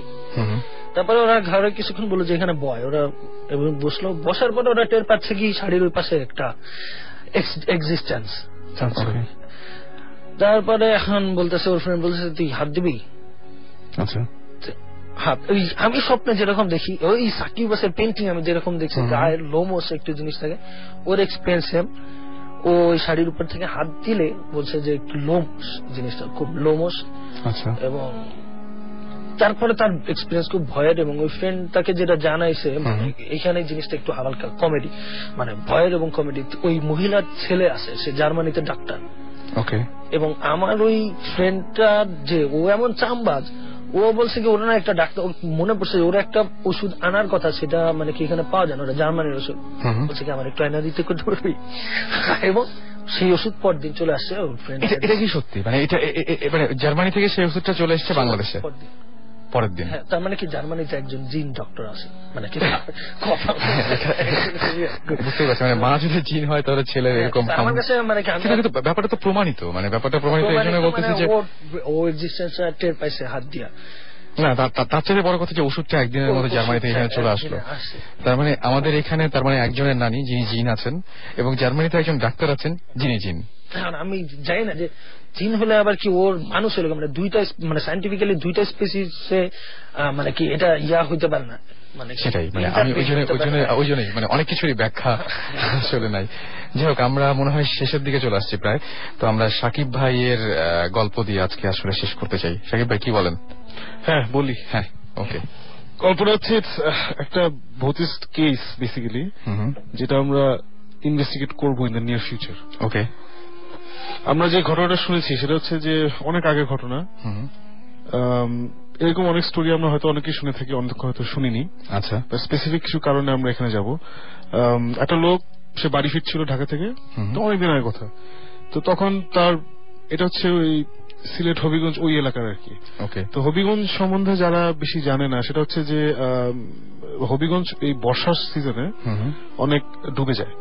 এবং হবিগঞ্জে যদি কেউ যায় তাহলে দেখবে গ্রামের দিকে একটু ঢুকলেই, হবিগঞ্জের শহরটা খুব ছোট, আচ্ছা একটু গেলেই গ্রাম। তো গ্রামগুলা অনেক দূরে দূরে আর ছোট ছোট ক্লাম্পস, আর ক্লাম্পগুলা সব একটু উঁচা জায়গায়। আচ্ছা, বুঝছো, মানে ঢেউ খেলানোর মতো একদম। নিচে মানে খালি জায়গাগুলো হচ্ছে ঢেউয়ের নিচের পাটটা, আর ঢেউর উপরের পাটটা একটা ছোট গ্রাম, এরকম আর কি। মানে বেসিক্যালি ফ্লাড যেখানে একটু কম হয় ওখানে গ্রামটা হয় আর কি। আচ্ছা, এরকম একটা সিচুয়েশন। তো এনিওয়ে, তো নৌকা টোকা করে যাচ্ছিল, গিয়ে ঘাটে টাটে নামছে। তো রাত হয়ে গেছে। আগে যেটা ছিল যে বাড়িটারি যেতে অনেক কষ্ট করতে হতো লোকজনদের, রাত হয়ে গেছে। সে হেঁটে হেঁটে যাচ্ছে, তখন হঠাৎ করে ভীষণ ঝড় বৃষ্টি শুরু হয়েছে আগে। আচ্ছা, তো সে তখন, ওর তো অবস্থা টাইট, ভিজে টিজে একদম একাকার, কোথাও কাউকে দেখছে না, কোনো আলোবাতি নেই। তখন ইলেকট্রিসিটি তো ছিল না ওসব দিকে, এবং ঘুটঘুটে অন্ধকার। তো সে একটু ভয়ও পাচ্ছে, ঠান্ডায় ভিজতেছে, মানে যাবতীয় বাজে অবস্থা। তো হঠাৎ সে তখন ওই রাতের বেলা চাঁদের আলো যতটুকু ছিল ওখানে দেখে যে দূরে একটা ছোট্ট মসজিদ দেখতে পাচ্ছে। আচ্ছা, মসজিদ দেখে তো আচ্ছা ফাইন, একটা শেল্টার পাওয়া গেল আর কি। দূর দিয়ে মসজিদে যায়। মসজিদে গিয়ে এসে, আর গ্রামের মসজিদগুলো ছোট হয়, ছোট ছোট মসজিদ থাকে আর কি। তো ওখানে গিয়ে হি টুক শেল্টার। শেল্টার নিল, শেল্টার নিয়ে সে ওই কাপড় টাপড় যা পারলো চেঞ্জ শেষ করলো, সাথে কাপড় টাপড় ছিল, চেঞ্জ শেষ করে সে সাফ টাফ করে সে বসে থাকলো, বসতে বসতে ঘুমাই গেল। আচ্ছা, ঘুমাই গেছে, বাসে এখানে ঝড়, তখন অনেক রাত আর কি, মানে 11টা-12টা হবে ওটা। বাসে যে রাতটা এখানেই সেরে দিই, এখন এত রাতে বের হবো না। তো ঘুমাই গেছে। তো ঘুমের মধ্যে হঠাৎ ফিল করা শুরু করছে যে ওর অনেক গরম লাগতেছে ঘুমের মধ্যে। হ্যাঁ, আচ্ছা। এর আগে কিন্তু ঝড় হচ্ছিল, আর ঝড় হলে কিন্তু ওই বৃষ্টি বাতাস ঠান্ডা হয়ে যায় পুরো রাতের বেলা, এবং চারিদিকে যেহেতু পানি আরো ঠান্ডা হয়ে যায়, ঠান্ডা হয়। তো ওর গরম, বেশ গরম লাগা শুরু করলো, অস্বস্তিকর গরম লাগা শুরু করছে। তখন হঠাৎ তার মানে গরমে তার ঘুম ভেঙে গেছে। ঘুম ভেঙে যাওয়ার পরে হি স সামথিং ভেরি স্ট্রেঞ্জ। কিরকম? সেটা হচ্ছে যে সে দেখে যে ওই মসজিদটা ইজ ফুল অফ পিপল, মসজিদ? হ্যাঁ, মসজিদ ইজ ফুল অফ পিপল, সবাই সাদা পাঞ্জাবি, এটা সবাই একই কথা বলে। তো ও বলছে যে সাদা পাঞ্জাবি, সাদা পায়জামা, এই সেই পাগড়ি টাগড়ি টুপি টুপি পরা, খুব ধবধবা সুন্দর দাড়িওয়ালা লোকজন। Everybody is praying. সবাই দোয়া করছে বা সবাই নামাজ পড়ছে। হ্যাঁ, সবাই দোয়া করছে, নামাজ পড়ছে, জিকির পড়ছে। এবং সে এটা দেখে একটু হয়ে গেল যে কি ব্যাপার, এত রাতে এখানে তো লোক কেন। সে তখন সবাই তো নামাজ রোজা পড়ছে, মানে কালাম মানে দুধ পড়ছে, সে কথা বলার সাহস পাচ্ছে না, মানে আচ্ছা ডিস্টার্ব করে কি ভাই নামাজ পড়ছে, মসজিদেই তো নামাজ পড়লো, কোথায় নামাজ পড়লো। সেটাই সে ভাবলো যে আচ্ছা এত লোক নামাজ পড়ছে এত রাতে, হ্যাঁ এত রাতে আমি একটু পড়ি। আচ্ছা, কারণ কেমন লাগে সবাই পড়তেছে, আমি এখানে বসে আছি। সেও খুব ইন্সপায়ার্ড হয়ে সেও নামাজ টামাজ পড়া শুরু করলো আর কি। নামাজ পড়ছে। তো এট ওয়ান পয়েন্ট সে সেজদা দিয়ে উঠা দেখে কেউ নাই। এইটুকু সময়ের মধ্যে সবাই উঠাও। হ্যাঁ, ও সেজদা দিল, উঠলো, উঠা দেখে কেউ নাই। আচ্ছা, কেউ নাই। তো সে তখন ঘাবড়ে গেল, কি ব্যাপার, ধাম করে স্বপ্ন নাকি, তখন সে একদম কনফিউজ রাখে, এটা কি স্বপ্ন দেখলাম। আচ্ছা, দেন সে একটা শব্দ শুনছে, কি জানি ঢুকতেছে মসজিদে। আচ্ছা, মসজিদে তখন ইমাম সাহেব একজন ঢুকছে, ঢুকে ওকে দেখে চিৎকার দিয়ে দৌড় দিয়ে বাইরে পালা গেছে। মানে তখন হচ্ছে যে যিনি মানে সেই মসজিদে আশ্রয় নিয়েছিলেন তাকে দেখে। হ্যাঁ, তাকে দেখে সে মানে যে লোকটা ঢুকছিল এক চিৎকার দিয়ে দৌড়। আচ্ছা, তখন সে তো এখন সে completely confuse, what the hell is going on. তখন সে কি করবে, আর একটু ওয়েটেড করলো। তো তারপরে তখন ফজর টাইম হয়ে গেছিল বেসিক্যালি। ওকে, তো একটু পরে এই আধা ঘন্টা 1 ঘন্টা পর পুরো আলো হয়ে গেছে। আলো হওয়ার সাথে সাথে ওই লোকটা ফেরত আসছে। আচ্ছা, লোকটা ফেরত আসছে যে তখন বলছে কি ব্যাপার, তখন সে বের হয়েছে, সাহস কি ব্যাপার, আমাকে দেখে এইভাবে পালাইলেন কেন। তখন বেসিক্যালি তখন সে ওকে অনেক এক্সপ্লেন করছে। স্টোরিটা খুবই ইন্টারেস্টিং। স্টোরিটা হচ্ছে যে ওই মসজিদটাকে ওরা বলে জিনের মসজিদ। আচ্ছা, ওকে, ওটা জিনের মসজিদ বলা হয়। আচ্ছা, apparently this was built during হযরত শাহজালালের টাইম। ওকে, মানে শাহজালাল যখন সিলেট কনকর করছিলেন, উনি তো ওদিক দিয়ে ঢুকছিলেন, ওনার 2টা আর্মি ছিল। আচ্ছা, one was the normal army, আর একটা ছিল দ্য আনসিন আর্মি। ওকে, এটা একটা টার্মও আছে, টার্মটা আমি ঠিক জানি না। ট্রান্সলেট করলে এটা টার্মটা হচ্ছে আনসিন আর্মি।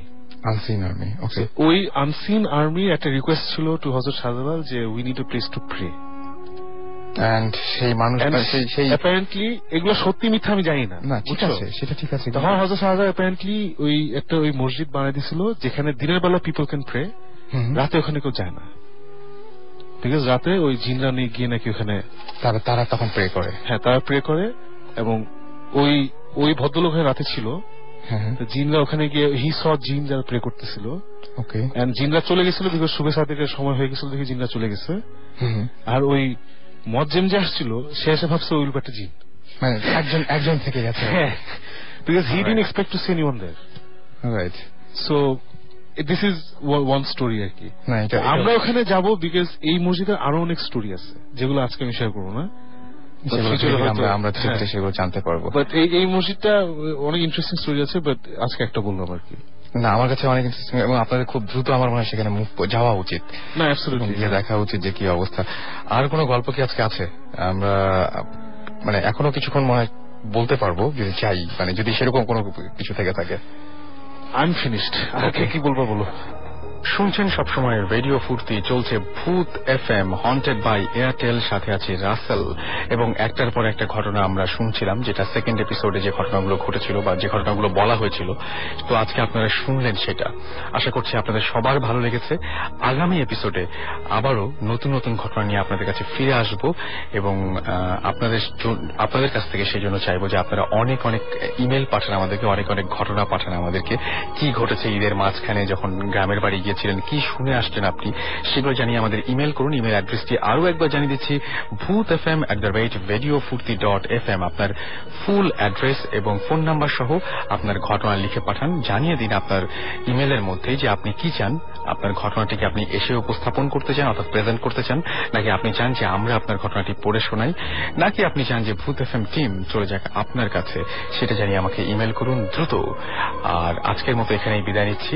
কথা হবে আবারও ভূত এফএম হন্টেড বাই এয়ারটেলের নেক্সট এপিসোডে অনেক নতুন নতুন সব ঘটনা নিয়ে।